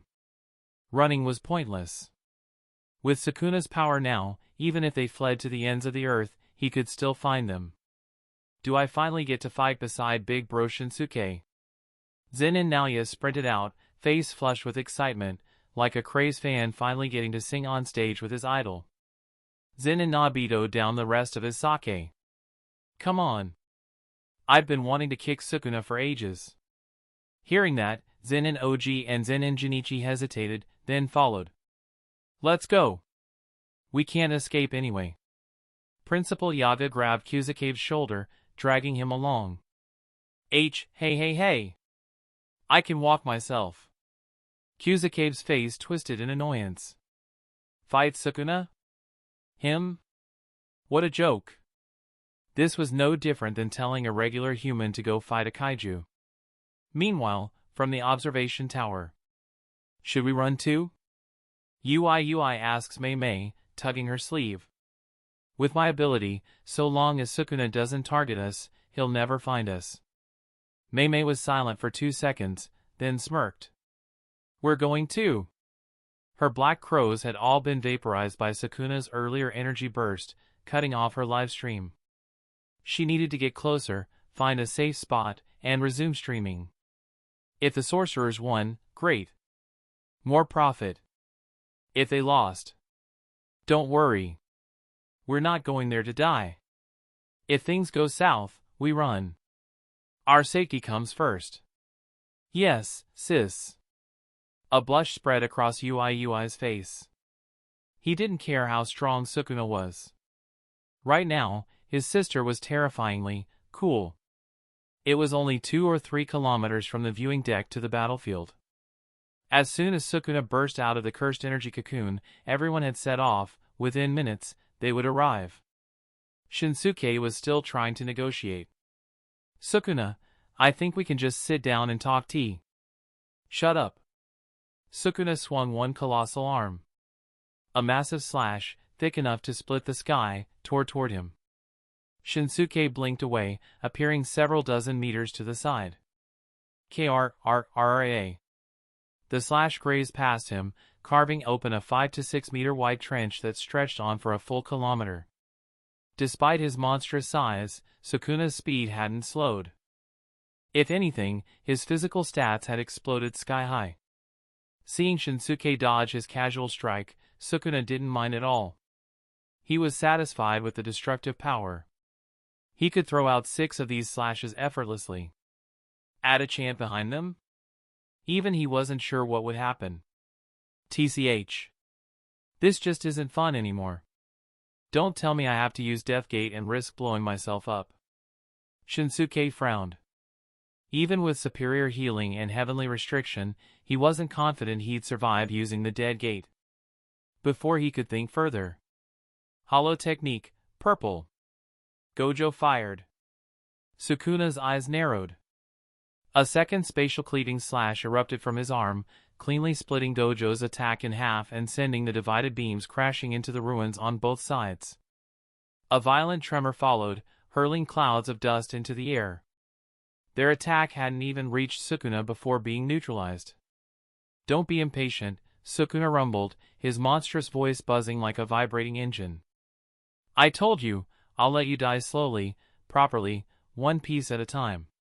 His tone was so deep it no longer felt human, merely closer to the creature he had become. Garuda! A football-sized orb shot towards Sukuna. In the instant he paused, the ball struck his massive frame, its layered pseudomass smashing a hole clean through him. But only for a moment.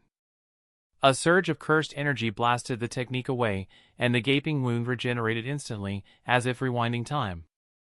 Sukuna turned his massive head toward the horizon, lips curling into a crooked smile. So everyone's arrived? Good. You can all serve as burial offerings, for these two. A thought flashed through his mind, twisted, malicious. I just had a more entertaining idea. If I kill all of them one by one, will the two of you break? He wanted to see. Were these two truly like him, or were they weaklings bound by meaningless attachments?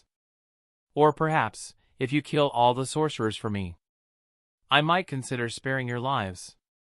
At that line, the approaching sorcerers all felt their faces twitch. Was Sukuna's brain even functioning at this point? This wasn't insanity, it was perversion on a conceptual level. Gulp! How the hell did Sukuna become this thing? Kusakabe and the others stopped several hundred meters away. Seeing the monster up close, they involuntarily sucked in freezing breaths. Watching it through a screen looked exaggerated. Seeing it in person, that was terror. Deep, instinctual terror that suffocated the lungs and froze the spine. A body big enough to blot out the sky. A cursed aura thick enough to choke. A presence so wicked it felt like staring directly into a natural disaster. No one dared move. Why did you all come? Shinsuke glanced at Yuki Tsukumo and the others who had arrived, unable to hide his exasperation. He and Gojo had been trying to stall for time, hoping these idiots would run. But now? They all came marching straight into death. It's just dying. If we're dying anyway, we better carve a chunk out of Sukuna first. Exactly. We're not scared of death. Shinsuke, Gojo, let's go all in. One after another, they shouted in agreement, eyes filled with grim resolve. They were terrified, but fear solved nothing. A cornered animal had only one choice, fight. Only Kusakabe looked like he wanted to cry. He absolutely did not share their enthusiasm for suicide missions. But he couldn't exactly say that out loud right now. How touching. You fragile little humans. Sukuna gazed down at them from above, unmoved, like a giant regarding insects crawling at its feet. Chapter 143, Handcrafted Black Hole. Next. Well? Have you decided? Sukuna gazed down at Zen'in Shinsuke and Gojo Satoru from above. This is the only chance the two of you have to stay alive. He intended to crush them completely, body and spirit. In all the centuries since he became the king of curses, no one had ever entertained him as much as these two. He doubted he would ever meet such amusing adversaries again. Gojo exhaled slowly. Silver light flickered in his eyes as cursed energy surged through him like a tide. Looks like we've hit a dead end. He turned to Shinsuke with a crooked smile. Hard to believe I'd end up dying together with you of all people. Then, quietly. Can we take him down with us? With Sukuna evolved into, whatever this was. Gojo no longer held any delusion of victory. If they could drag Sukuna to hell with them, that would be the best possible outcome. Still, the idea that the greatest sorcerer of the era would die alongside the man he disliked most. It irritated him. Take him with us? With you? Shinsuke sneered. If I weren't here, you'd already be in two pieces. Gojo's eyebrow twitched. We're literally about to die and you're still talking trash? Enough bickering. Yuki Tsukumo stepped between them, gaze calm but burning with resolve. Buy me some time. I'll see if I can kill him. Shinsuke frowned. What are you planning? Yuki tucked a lock of hair behind her ear and winked. Relax, I'm not going to blow myself up. I'm planning to detonate a fully charged Garuda. If that can't kill him, then we all die together. Do you really think I can't hear you plotting? Sukuna's patience snapped. A spatial severing slash erupted from his hand, tearing the city apart. The three dodged in advance, barely.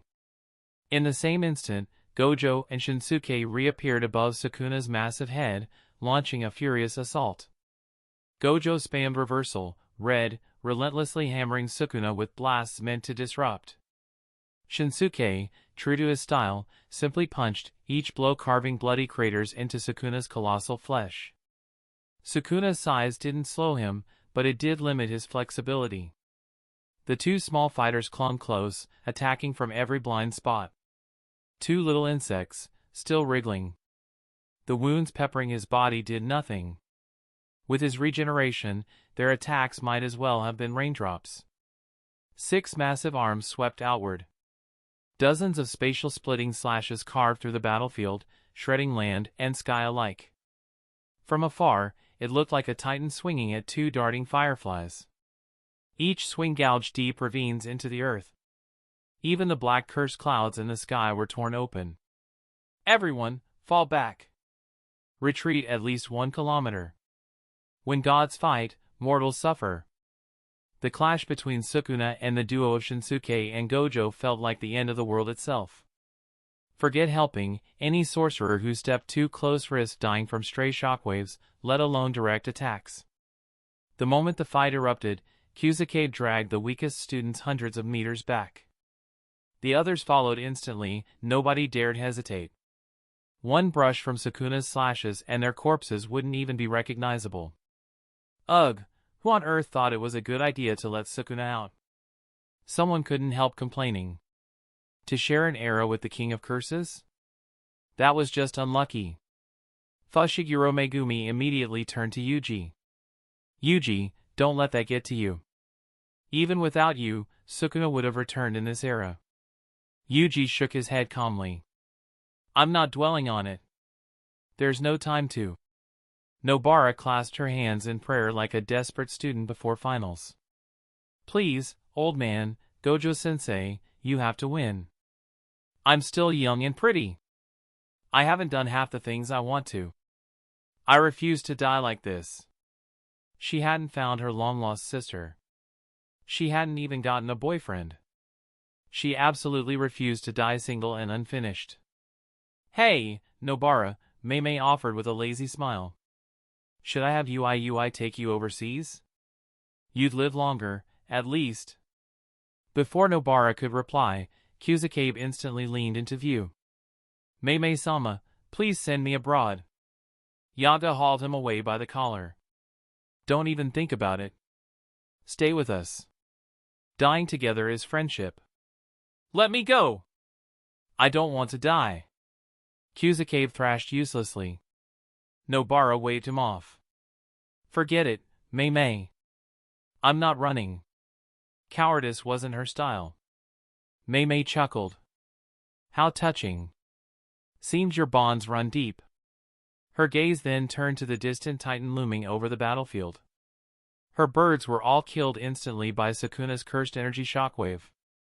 From here on, she had to witness everything with her own eyes. 3 little insects, no, 2. And 1 pathetic third. Give me everything you've got. Entertain me. Sukuna was reaching peak excitement. Shinsuke and Gojo struck him again and again, dodging with tight precision. But his wounds regenerated almost instantly. Gojo's headache intensified. His regeneration, this isn't just reverse curse technique anymore. Their attacks were no more than tickles. One good hit from Sukuna on the other hand. They'd explode like water balloons. Meanwhile, Yuki Tsukumo had finished charging her technique. A pitch black sphere floated beside her, dense, heavy, and horrifying. A miniature black hole. One touch would annihilate anything. Her face pale but smiling, she tightened her muscles, swung her leg back. Boom! Her kick launched the sphere. The entire battlefield shuddered. Debris lifted into the air, dragged along by its gravitational pull. You too! Move! Yuki shouted. Shinsuke and Gojo instantly retreated. Sukuna narrowed his eyes. The black sphere radiated pure danger. He instinctively fired a slashing attack. Only for it to be shredded, absorbed into the sphere like nothing. Sukuna's expression hardened. He could not take that head on. He could outspeed it. He could dodge. Just as he prepared to evade, a thunderous voice blasted across the battlefield, amplified at full volume. Don't move. Chapter 144, Unkillable. Completely unkillable. Don't move. The amplified shout blasted across the battlefield, and for an instant, Sukuna froze. Boom! The pitch-black Garuda struck Sukuna square in the torso. The terrifying pull detonated, warping space into a spiraling vortex. Sukuna's colossal body jerked violently as the gravitational force seized him, twisting his limbs, warping his flesh. The black sphere swelled, dragging in rubble, steel, and shattered buildings, grinding all of it into dust. Sukuna felt the crushing pull tearing at his abdomen. For the first time since his evolution, his body locked up. He couldn't move. Did it work? A kilometer away, the sorcerers steadied themselves. They watched the miniature black hole devouring Sukuna's warping form, eyes wide with rising hope. Could it be? Okatsu Yuta, supported by Panda, wiped blood from his lips. The megaphone in his hand had already burned out into slag. That scream nearly blew out half his life force. But it was worth it. They had landed the attack. As expected of a senior special grade, that was insane. Gojo stared at the thrashing Sukuna, genuinely impressed. Even a monster like this could be dragged down by the combined force of sorcerers. Maybe, just maybe, they could actually win. Don't celebrate yet. Yuki's pale face remained tense. Space warping constructs like this eat cursed energy like candy. Even for me, this black hole can only last 30 seconds. And that's assuming Sukuna doesn't resist. She glanced at the churning vortex. With him struggling like this, it won't even last 10. Shinsuke narrowed his eyes. Half of Sukuna's upper body was already being dragged in. Flesh collapsing inward, frame distorting. But Sukuna was far from giving up. Ha ha ha ha ha. You fools think this can kill me. How naive. Even as his features twisted, he grinned madly. From the sky, the sea of cursed energy thundered downward like a broken dam, flooding into Sukuna's body. His eyes blazed with manic light as his form swelled, glowing. Rumble. In the next instant, Sukuna self-destructed.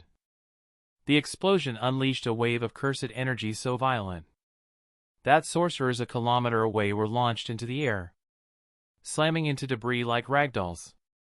Did he self-destruct? They scrambled out of the rubble, staring breathlessly at the smoking crater. If he blew himself up while trapped, was he finally dead?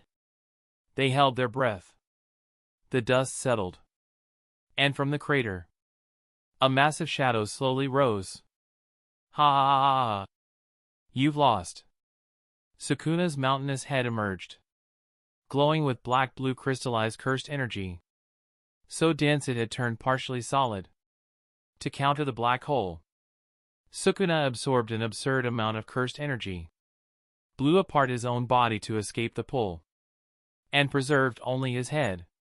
Then, using a barrier technique, he sculpted a new body from the energy around him. Reverse curse technique activated, and flesh began to regrow in real time. Even with only a head left, Sukuna could rebuild himself from nothing. I possess an endless well of cursed energy. Even if only a scrap of me remains, I will resurrect. But you, what else do you have left?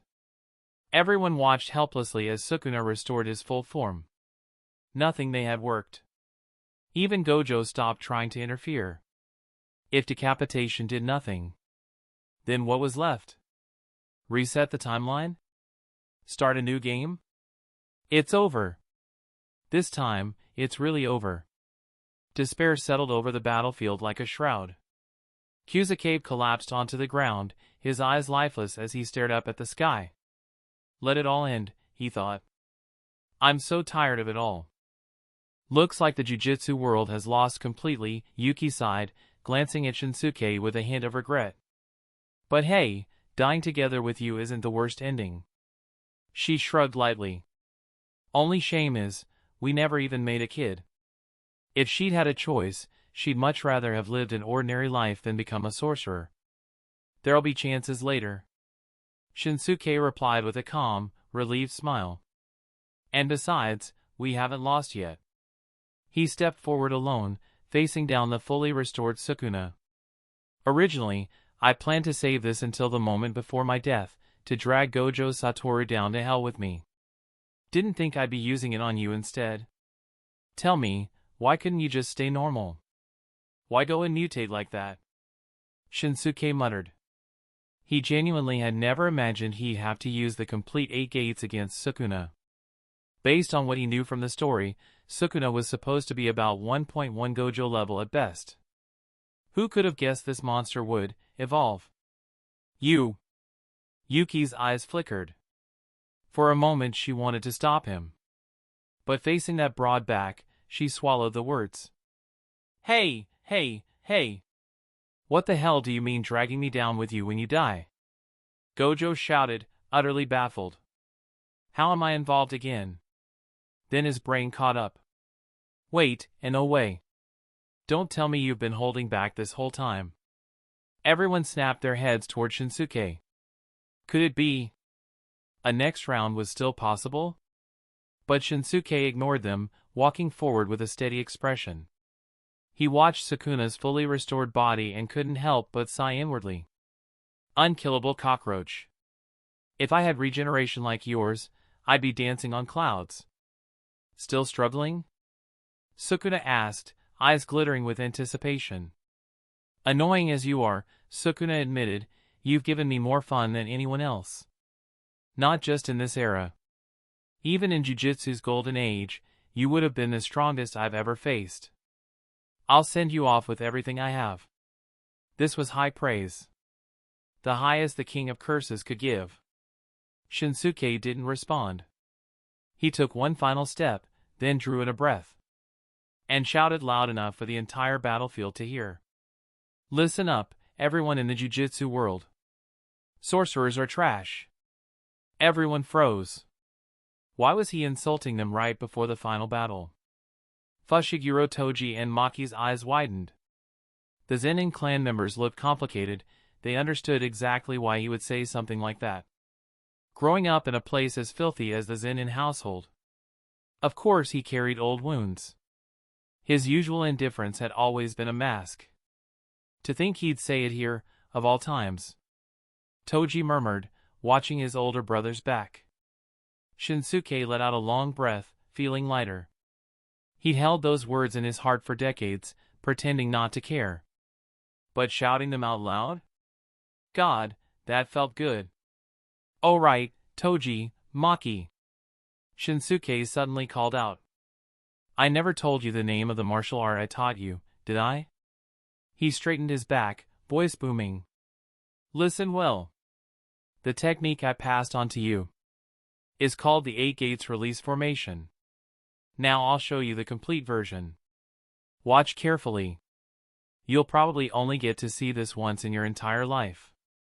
Chapter 145, Morning Peacock, Noon Tiger, and When Evening Falls, the Elephant Appears.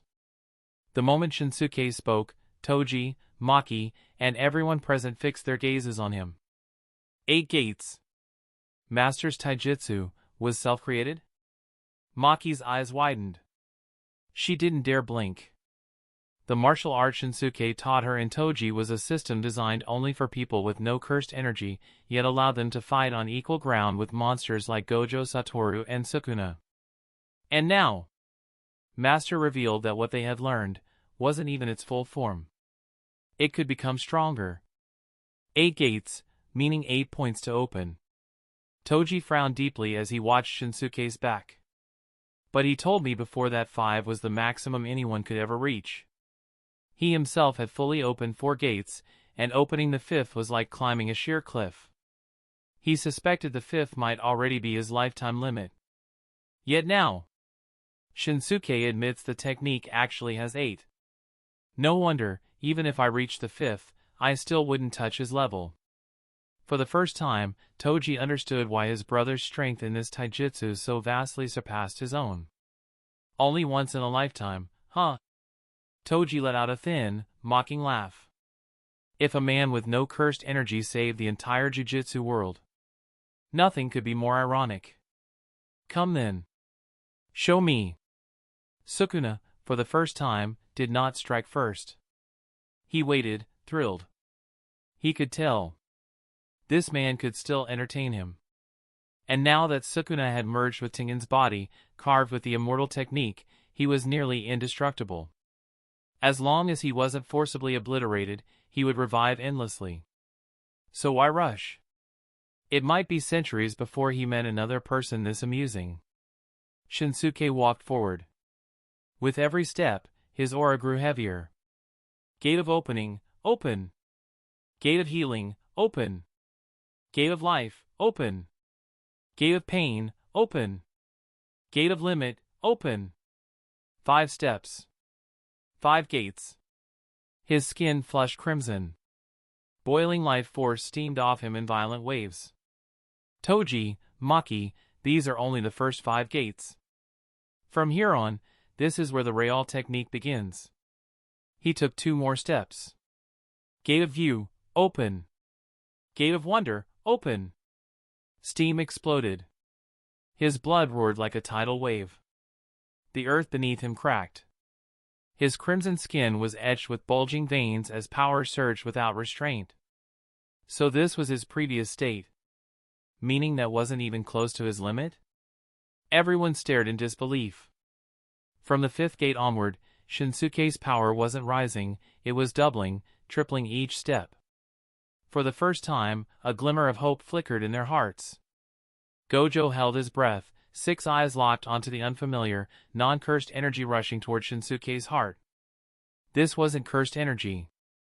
It was something else. Something overwhelmingly vast. Red vapor poured out of Shinsuke's skin. His very blood was burning. And Sukuna, for the first time, felt pressure. But he didn't fear. He laughed. Magnificent. Come, give me everything you have and entertain me. Shinsuke crouched slightly, lips twisting into something savage. No. From here on, you entertain me. Gate of death, open. Boom! The final gate, Death Gate, burst open. Violent life force erupted skyward like a primordial beast. A tornado of crimson steam split the cursed energy clouds apart, tearing a massive hole in the heavens. Shinsuke's hair and eyebrows turned blood red, standing on end like a war god descending. The ground shattered beneath his feet, webbing out for hundreds of meters. A single push of his legs, and he vanished. In the next instant, he was floating before Sukuna's massive face. Sukuna's eyes widened with pure joy. 4 hands formed 2 sets of seals, cursed power surging. I will use my strongest power to kill you. 2 free arms swung, unleashing twin space-severing slashes. Simultaneously. Domain expansion. But before he could complete it. Evening Elephant, first step. Shinsuke didn't waste breath. If he had opened the Death Gate, then hesitation did not exist. His muscles bulged violently. His fist drove forward. Kumum!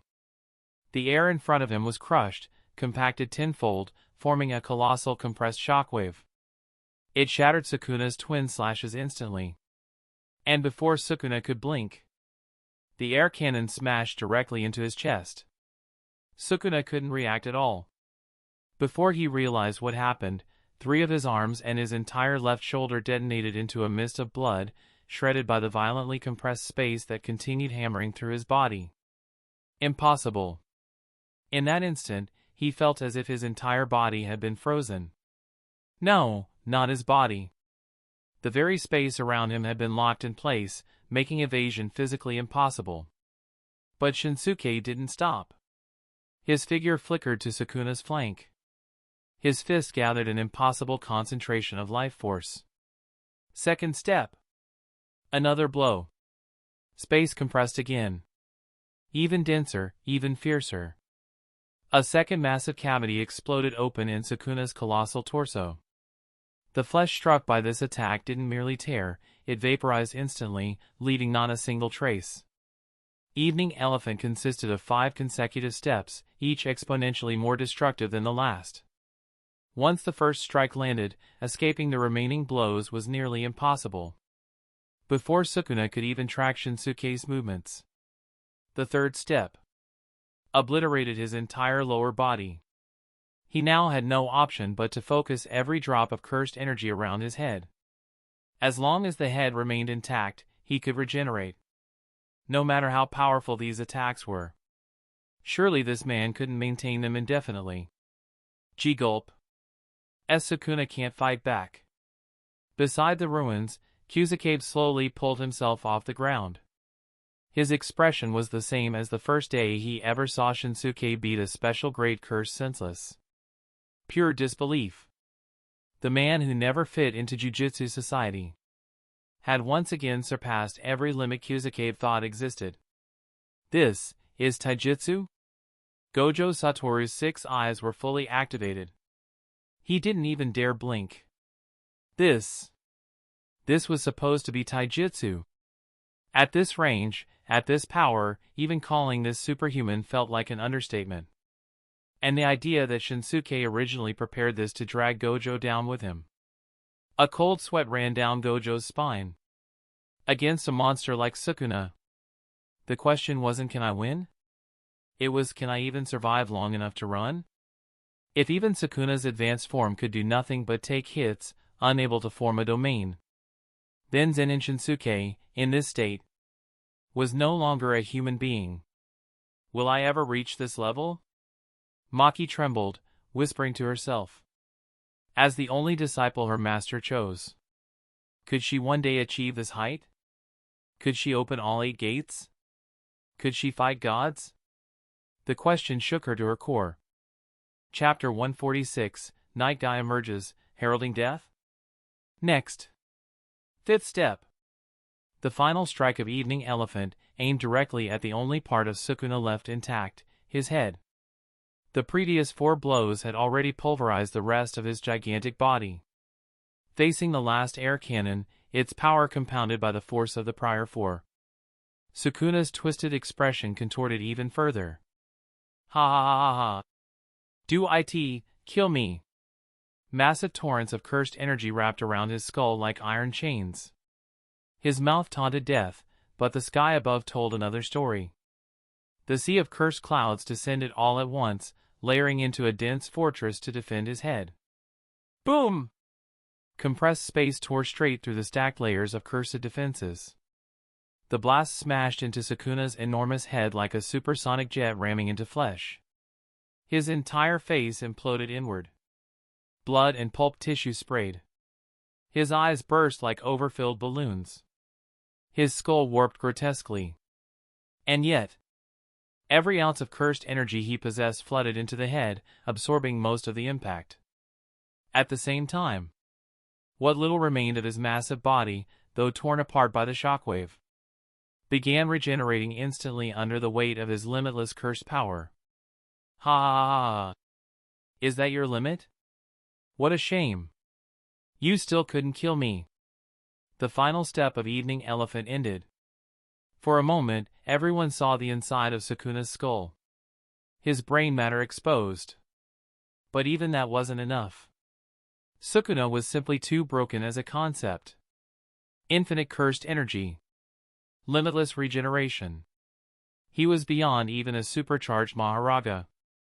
Something that had no right to exist. Zen'in Shinsuke landed heavily on the ground. His breath was uneven, shallow. He could feel the fractures running through the bones of both arms. Ironically, this was the worst injury he'd ever suffered.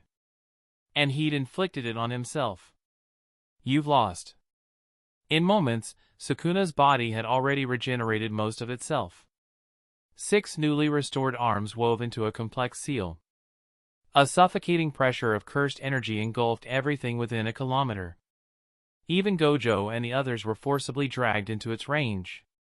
Realizing what was happening, Shinsuke didn't hesitate. He slammed both hands into the ground. Blood-red steam erupted from his body like a volcanic explosion. He was ready to decide the ending here, even if it meant dying. Condense. His entire frame shuddered. Vast torrents of life force compressed into tangible matter. And his body, unable to withstand the overwhelming power, split open with cracks glowing like molten magma. Domain expansion. Malevolent shrine. A kilometer around them turned crimson. A massive shrine of bone manifested behind Sukuna, dwarfing the ruined city. Sukuna smiled faintly, almost gently. My domain is complete. All that remains is futility. Allow me to send you on your final journey.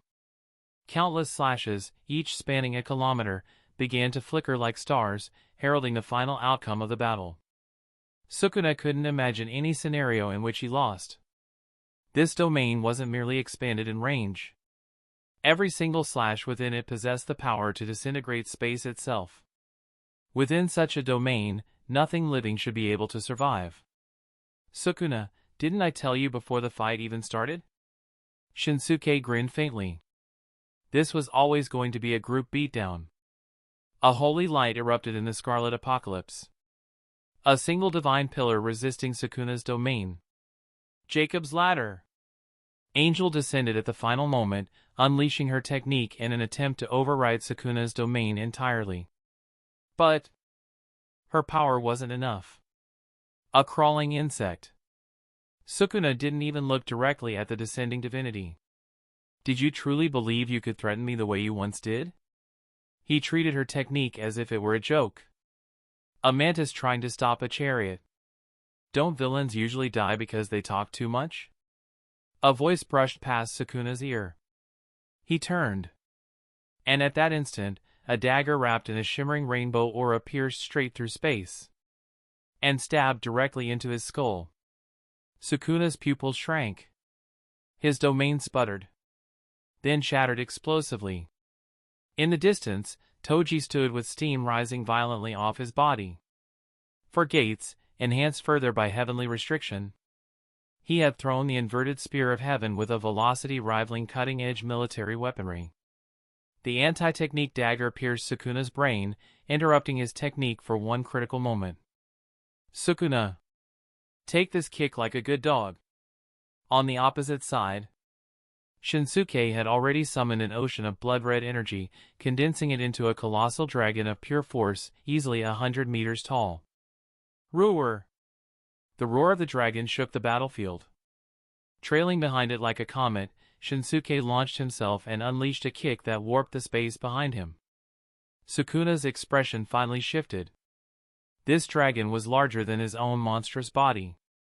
All 6 arms crossed before him, layered with titanic cursed energy.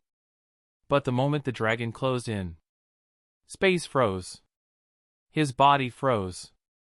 He couldn't move, with no option except to stack layer after layer of defensive barriers.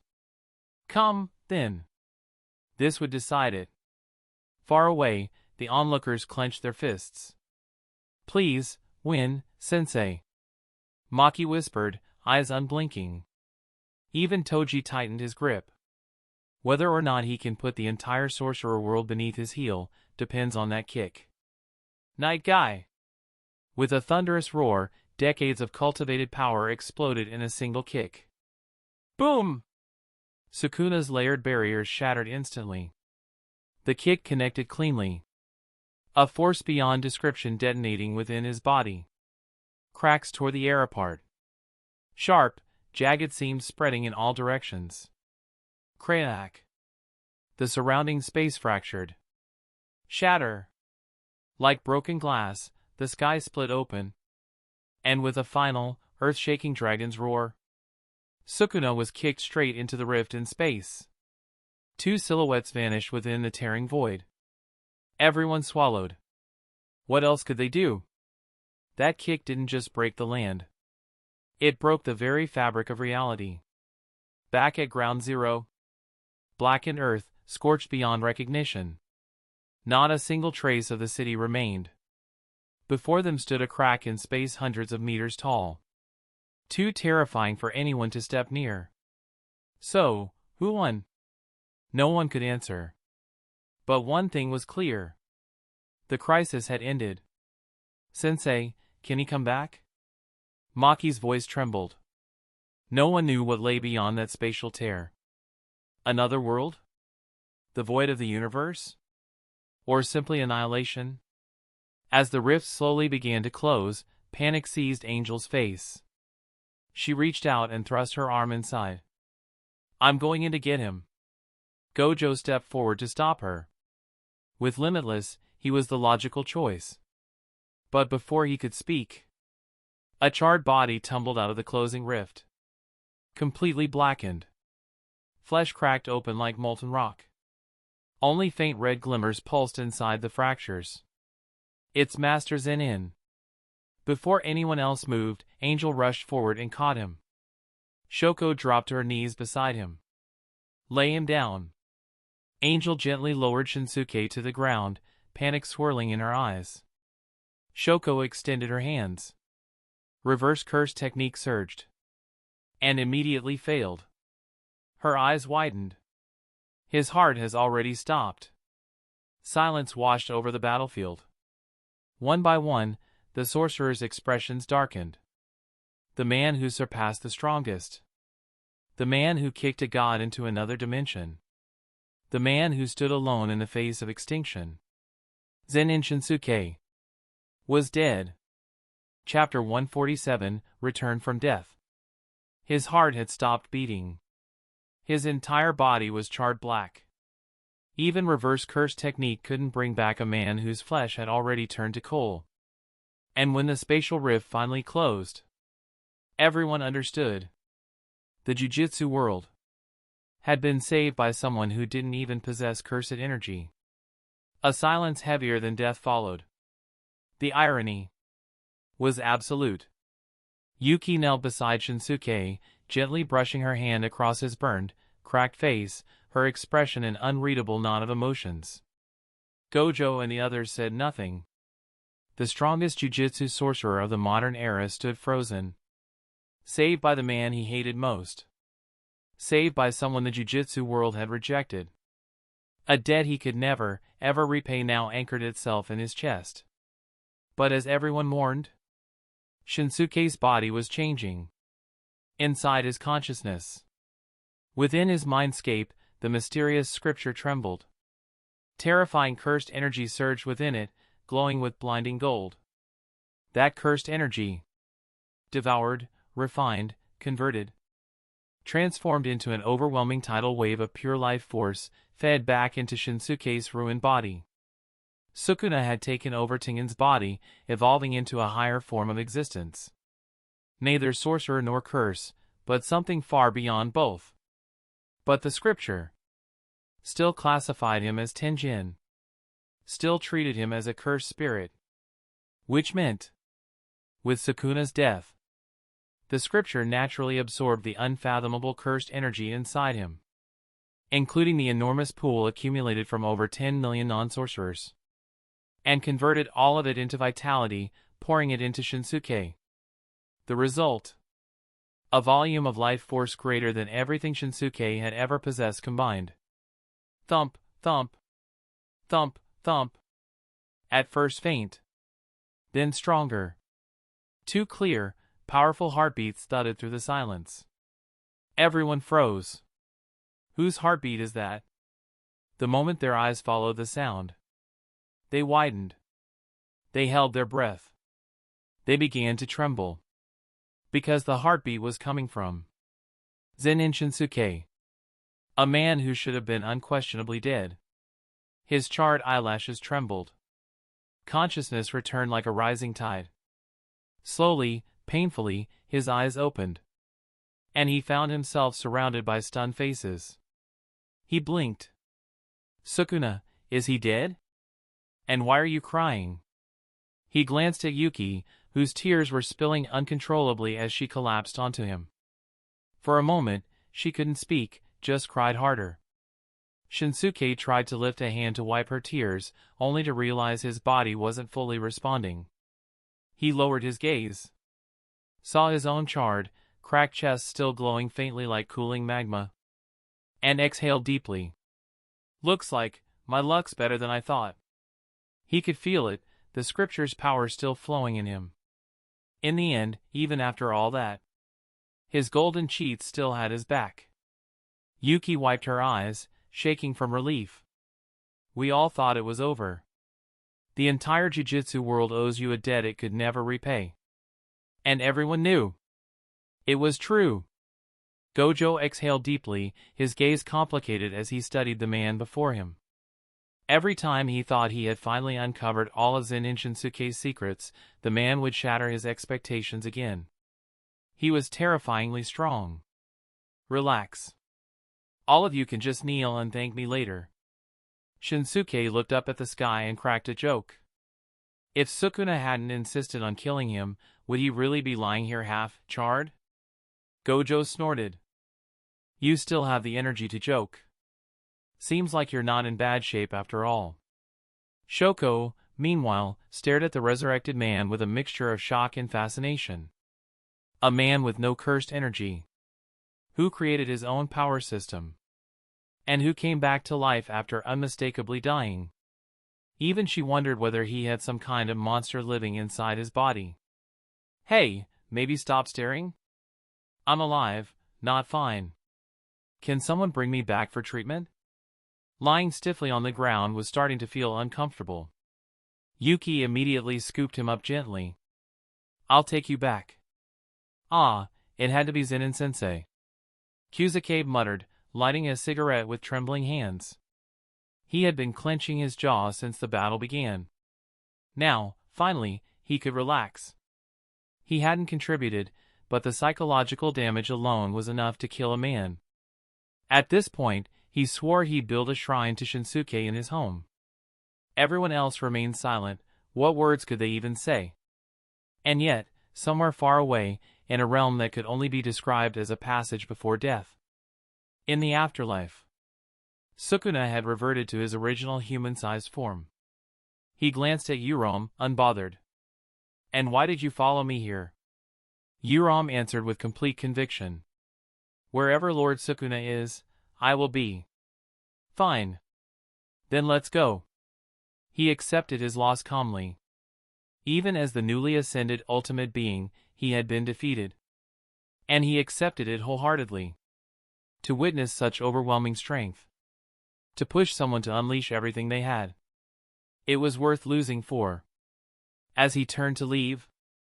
Don't rush off. Wait for us, we might as well travel together. Sukuna turned back. A man and a woman stood behind him. Kenjaku's true body. And Tenjin, restored to her original feminine form. A faint smile touched Sukuna's lips. Kenjaku. Back to your original face, huh? And you, Tenjin, I still prefer your cursed spirit form. It suited you better. To meet two familiar figures from 1,000 years ago in the afterlife was strangely comforting. Tenjin crossed her arms. My cursed spirit form was hideous. This is much better. Kenjaku suddenly raised a hand. Actually, I've always wondered, Sukuna, Tenjin. Are the two of you siblings? Before either could answer, Yurom exploded. Impossible. Lord Sukuna would never be related to that thing. Kenjaku, watch your mouth. Even in death, Yurom protected Sukuna without hesitation. Sukuna only gave Kenjaku a sly smile. What do you think? Then he turned and walked toward the distant light. Yurom followed. Kenjaku hurried after them. Hey, come on, just tell me. We're dead anyway, don't leave me hanging.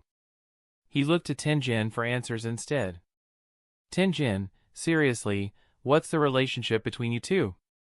Tenjin shot him a cold look, sped up, and left him behind with only two chilling words. You guess. Ha! Kenjaku scratched his head in genuine frustration. Of all times to play riddles. Why were they still acting mysterious after death? Chapter 148, Zen'in Kaon. Three familiar figures stood before a camera, smiling brightly. Look here, 3, 2, 1, cheese. Click! Perfect! Really nice, take a look. The photographer proudly handed the freshly printed photo to the family. Thank you. Yuki received it with satisfaction and nodded. This country really is a paradise for tourists. You too, come see, doesn't this one look great? Zen'in Shinsuke gave it a brief glance. It's fine. Mom, a long-haired girl puffed out her cheeks dramatically and clung to Yuki's arm. How many photos is that today? Can't we please eat first? I'm starving. It was impossible to tell how many pictures they had taken already. She looked like she might collapse at any moment. Yuki looked at Shinsuke. What do you think? Shinsuke shrugged. Listen to Keion. Let's eat first. Then it's decided. To lunch we go. Yuki declared. Yes. Dad is the best. Zen and Keion cheered, looping her arm through Shinsuke's. Shinsuke couldn't help smiling faintly at her expression. Hard to believe. 18 years had passed since the Shinjuku battle. After that fight, he had spent a full month bedridden before recovering enough to walk. Yuki had quit being a sorcerer entirely, tossing aside her old dream of eliminating cursed energy. Living well as ordinary people became her new guiding principle. A year later, Keion was born. A few years after that, the three of them began traveling the world. Expensive? Yes. Enjoyable? Insanely. Lunch break. Inside a cozy restaurant, the family shared their meal when Yuki suddenly asked. By the way, Keion, your studies are all finished now, right? Even while traveling the globe, she never allowed Keion to slack on her education. No study, no future, that part didn't change. Keion raised her hand dramatically. Dearest mother, I officially graduated last month. You will no longer trick me into studying with any excuse.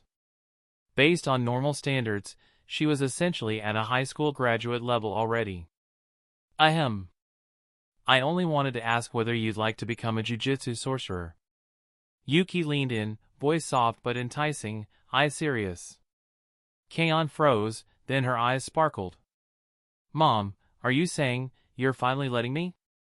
As the daughter of Yuki and Shinsuke, Keion was naturally gifted. Born with cursed energy and even possessing an innate technique. But her parents had deliberately kept her away from the jujutsu world.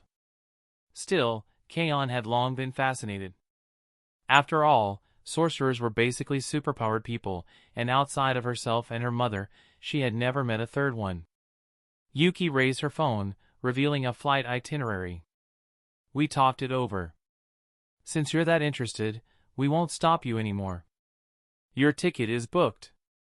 Tomorrow, noon flight, your destination, Tokyo Jujutsu High. That's where your journey begins. Surprised? You're serious, Mom. Keion shot to her feet.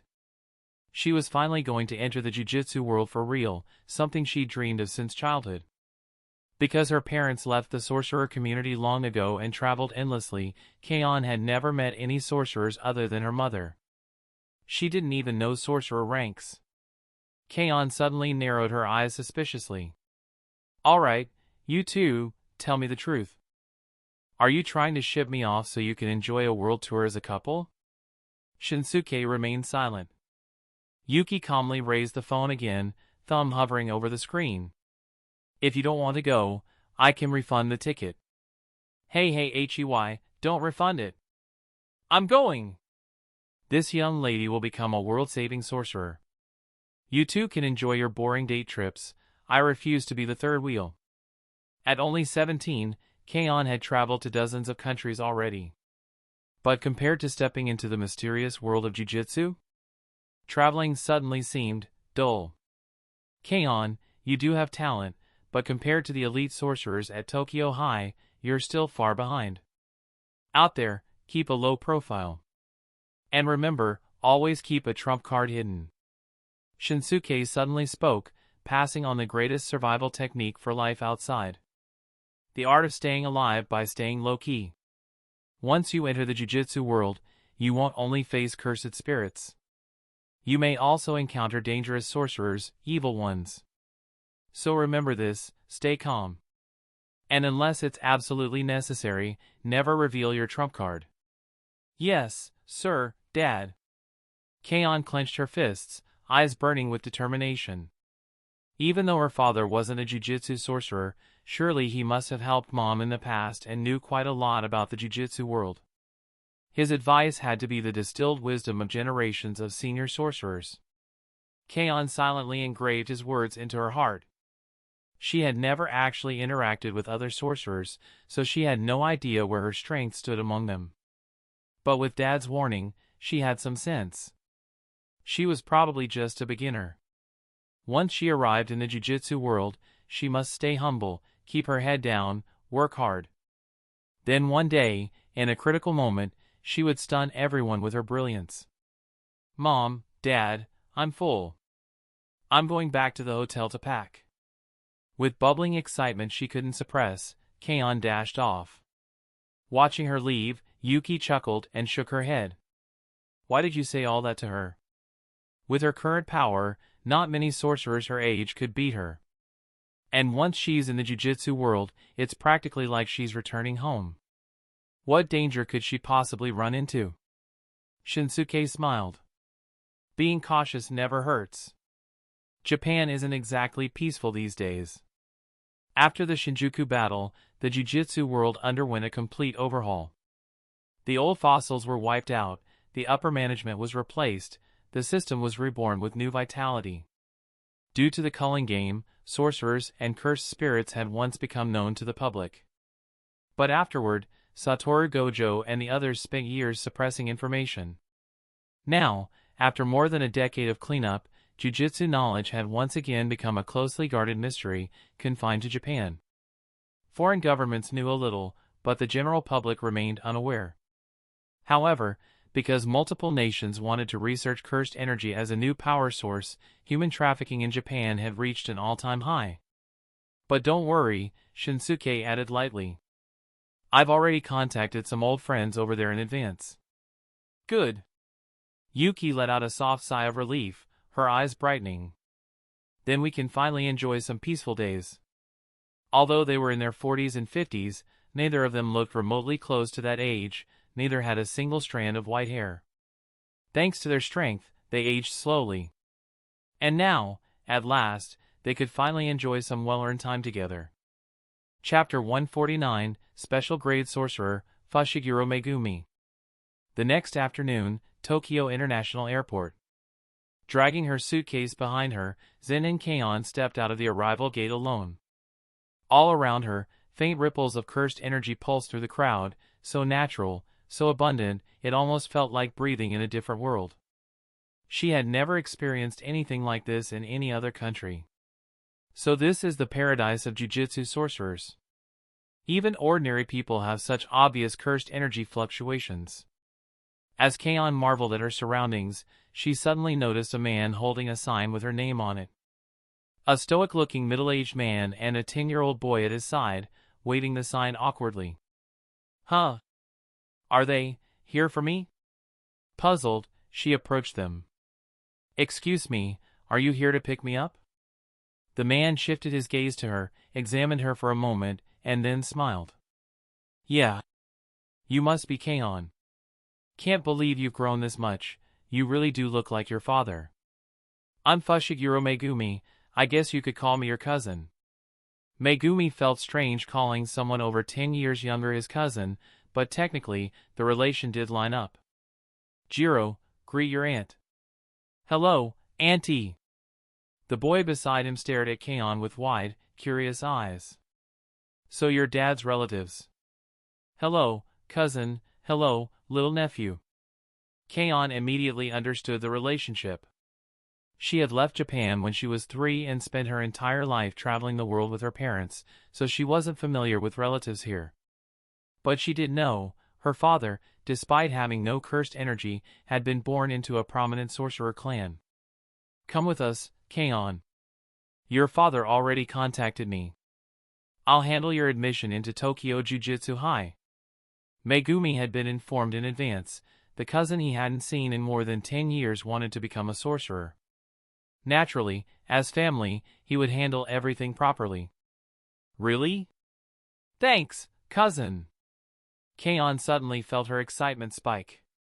But, cousin, you're a sorcerer, right? Why can't I sense any cursed energy from you? She couldn't help but ask. This kid, Jiro, had a clear cursed energy signature. Yet her cousin felt like her mom, no cursed energy leaking at all. Was this something all real sorcerers could do?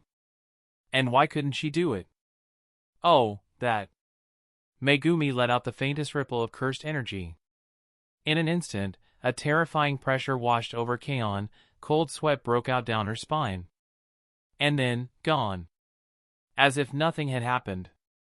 Once a sorcerer reaches a certain level, they can control their energy precisely.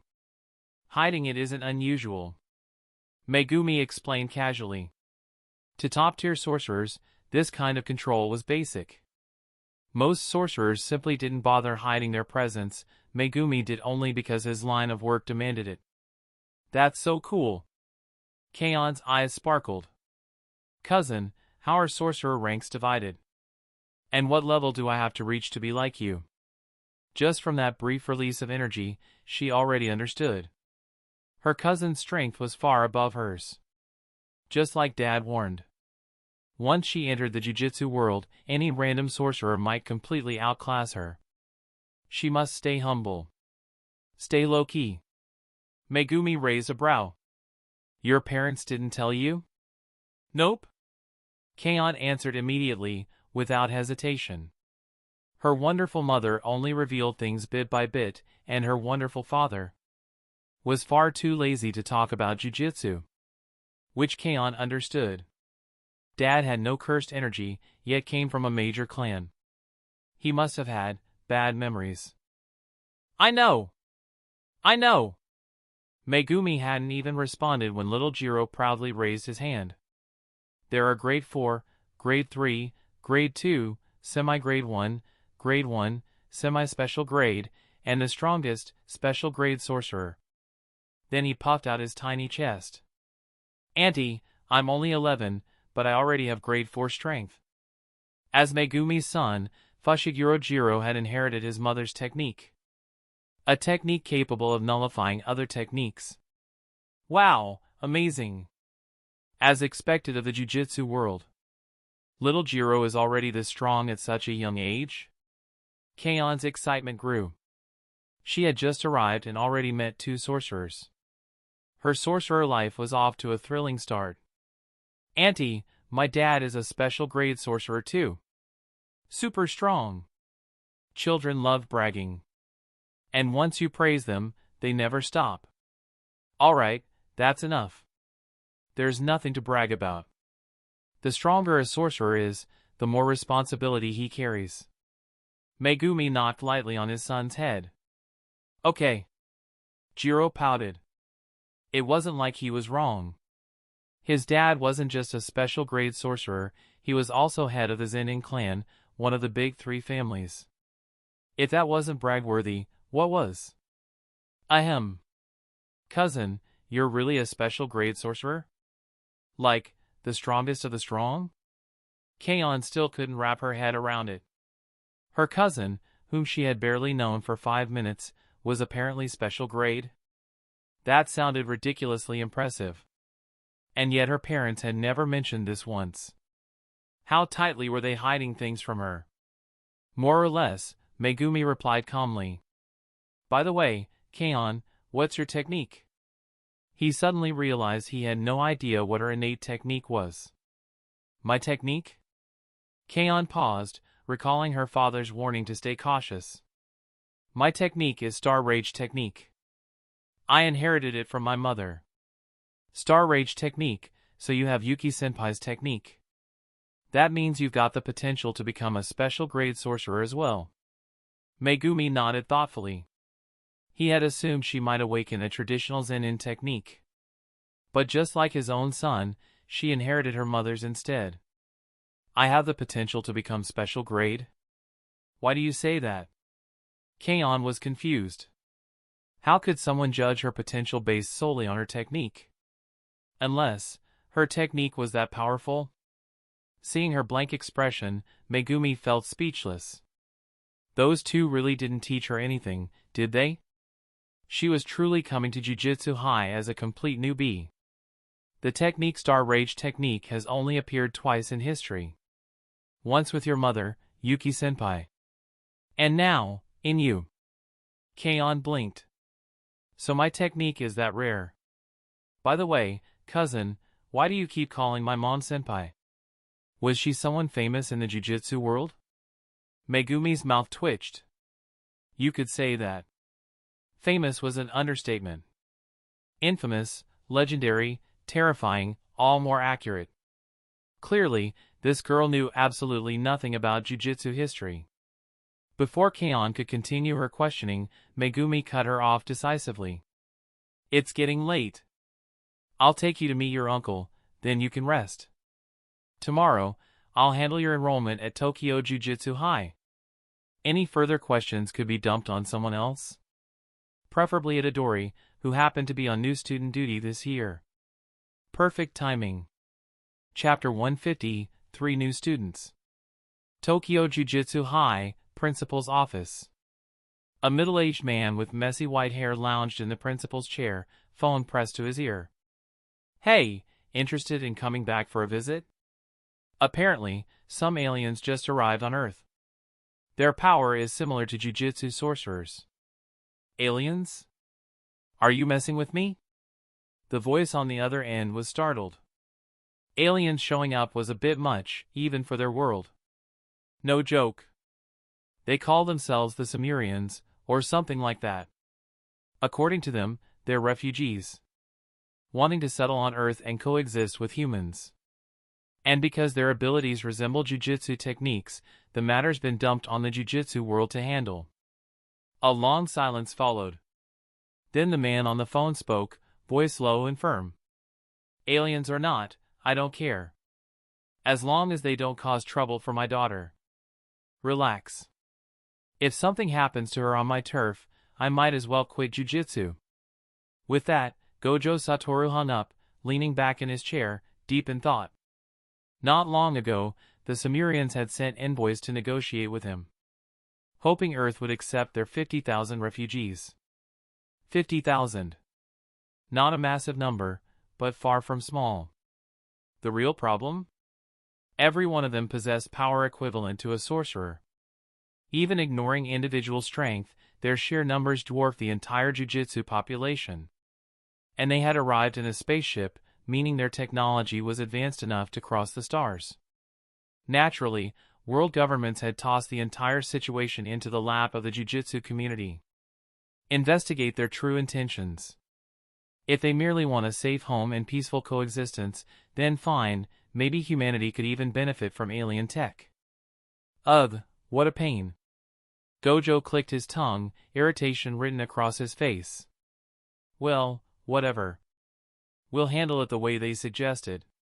Since he couldn't think of a better plan, he decided to agree. The aliens would send one representative to enroll at Tokyo Jujutsu High. Earth would observe them. Their behavior, nature, abilities, everything. And determine whether they posed a threat. This year's going to be lively. Gojo smirked. If I remember right, that punk Okatsu's kid is old enough to enroll now. In that case, guess my own brat can start this year too. Thinking of his son. That perfectly talented brat who inherited both the limitless and 6 eyes yet walked around with a permanent cold expression. Gojo couldn't help but grin. It was time to teach that kid a universal truth. There's always someone stronger.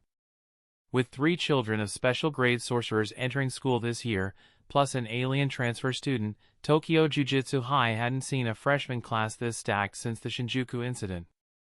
Let's just hope they're not here to start a war. Gojo murmured, gazing through the office window toward the massive spaceship floating 30,000 meters above Earth. Its hull concealed beneath a shimmering barrier of light. This alien arrival had been designated a special grade incident. The first of its level since Sukuna's fall 18 years ago. The modern jujutsu world was stronger than it had ever been, surpassing even its ancient peak. It had even broken the long-standing rule that 2 6-eyes wielders with limitless could not coexist in the same era. But even so, the entire jujutsu world combined still had fewer than 1,000 sorcerers. And the Sumerian refugees numbered 50,000. Almost all of them possessed abilities comparable to sorcerers. For all anyone knew, they might have dozens, maybe hundreds, of beings on par with a special grade sorcerer. Or even on par with Sukuna himself. Jujutsu Society had always followed one rule. Whenever sorcerers grow stronger, so do their enemies. Just as Gojo's existence once shattered the balance, causing a terrifying surge in curses. And even resurrecting ancient monsters like Sukuna and Kinjaku. Now, with 2 limitless plus 6 eyes sorcerers, and several overwhelmingly powerful new generation sorcerers, the world was overdue for a disaster. Which made the aliens all the more concerning. Whatever. No point thinking too much. If the sky fell, he wasn't the only one who'd have to hold it up. And worst case, they could always drag that guy back into service. Saving the world wasn't optional, after all. The thought brought a small smile to his lips. The next day, Tokyo Jujutsu High Training Field. Fushiguro Megumi arrived with Zen'in Kaon in tow. Fushiguro. Over here. Itadori Yuji waved excitedly. 2 boys, both around 15, stood beside him. Kaon, this is your homeroom teacher for the next few years, Megumi introduced. Itadori Yuji. Oh, so you're Zen'in Sensei's daughter? Pleasure to meet you. I'm Itadori Yuji, your teacher. Yuji stuck out his hand, smiling warmly. Nice to meet you, Itadori Sensei. I'm Zen'in Kaon. Kaon shook his hand enthusiastically, eyes darting around the campus in excitement. Completely ignoring the mention of her father's fame. Right now, all she cared about was finally becoming a real sorcerer. Yuji, I'll leave things to you. I've got a mission. Megumi waved goodbye. No problem. I've got this. Yuji knew exactly what Megumi was busy with. Investigating the alien arrival, now classified as a special grade threat. Alright, you 3, Yuji said with a nostalgic smile. You're going to be each other's closest partners from today on. Introduce yourselves. Gojo Kamui. The white-haired boy kept his hands in his pockets, expression blank, starry eyes unreadable. I'm Okatsu Kagaya. I'm 15. Nice to meet you all. And I'm Zen'in Kaon. Please take care of me. Kaon greeted them cheerfully while subtly sizing them up. Both boys looked slightly younger than her. But neither gave off the feeling of someone weak. Her dad was right. Here, everyone could be stronger than she expected. Even these 2 younger sorcerers made her feel pressure. Looks like this new life is going to be very exciting. Good. I hope you'll get along. I'll show you your dorms next. After that, feel free to explore the campus. Tomorrow morning at 8, meet here again. I'll give you your first mission. Yuji led them away, unable to hide his admiration. This year's freshmen were unbelievable. At this rate, in a few years, the Jujutsu world would gain at least 3 more special grades. And once the Jujutsu world grows stronger, curse master crimes fall, curse deaths fall.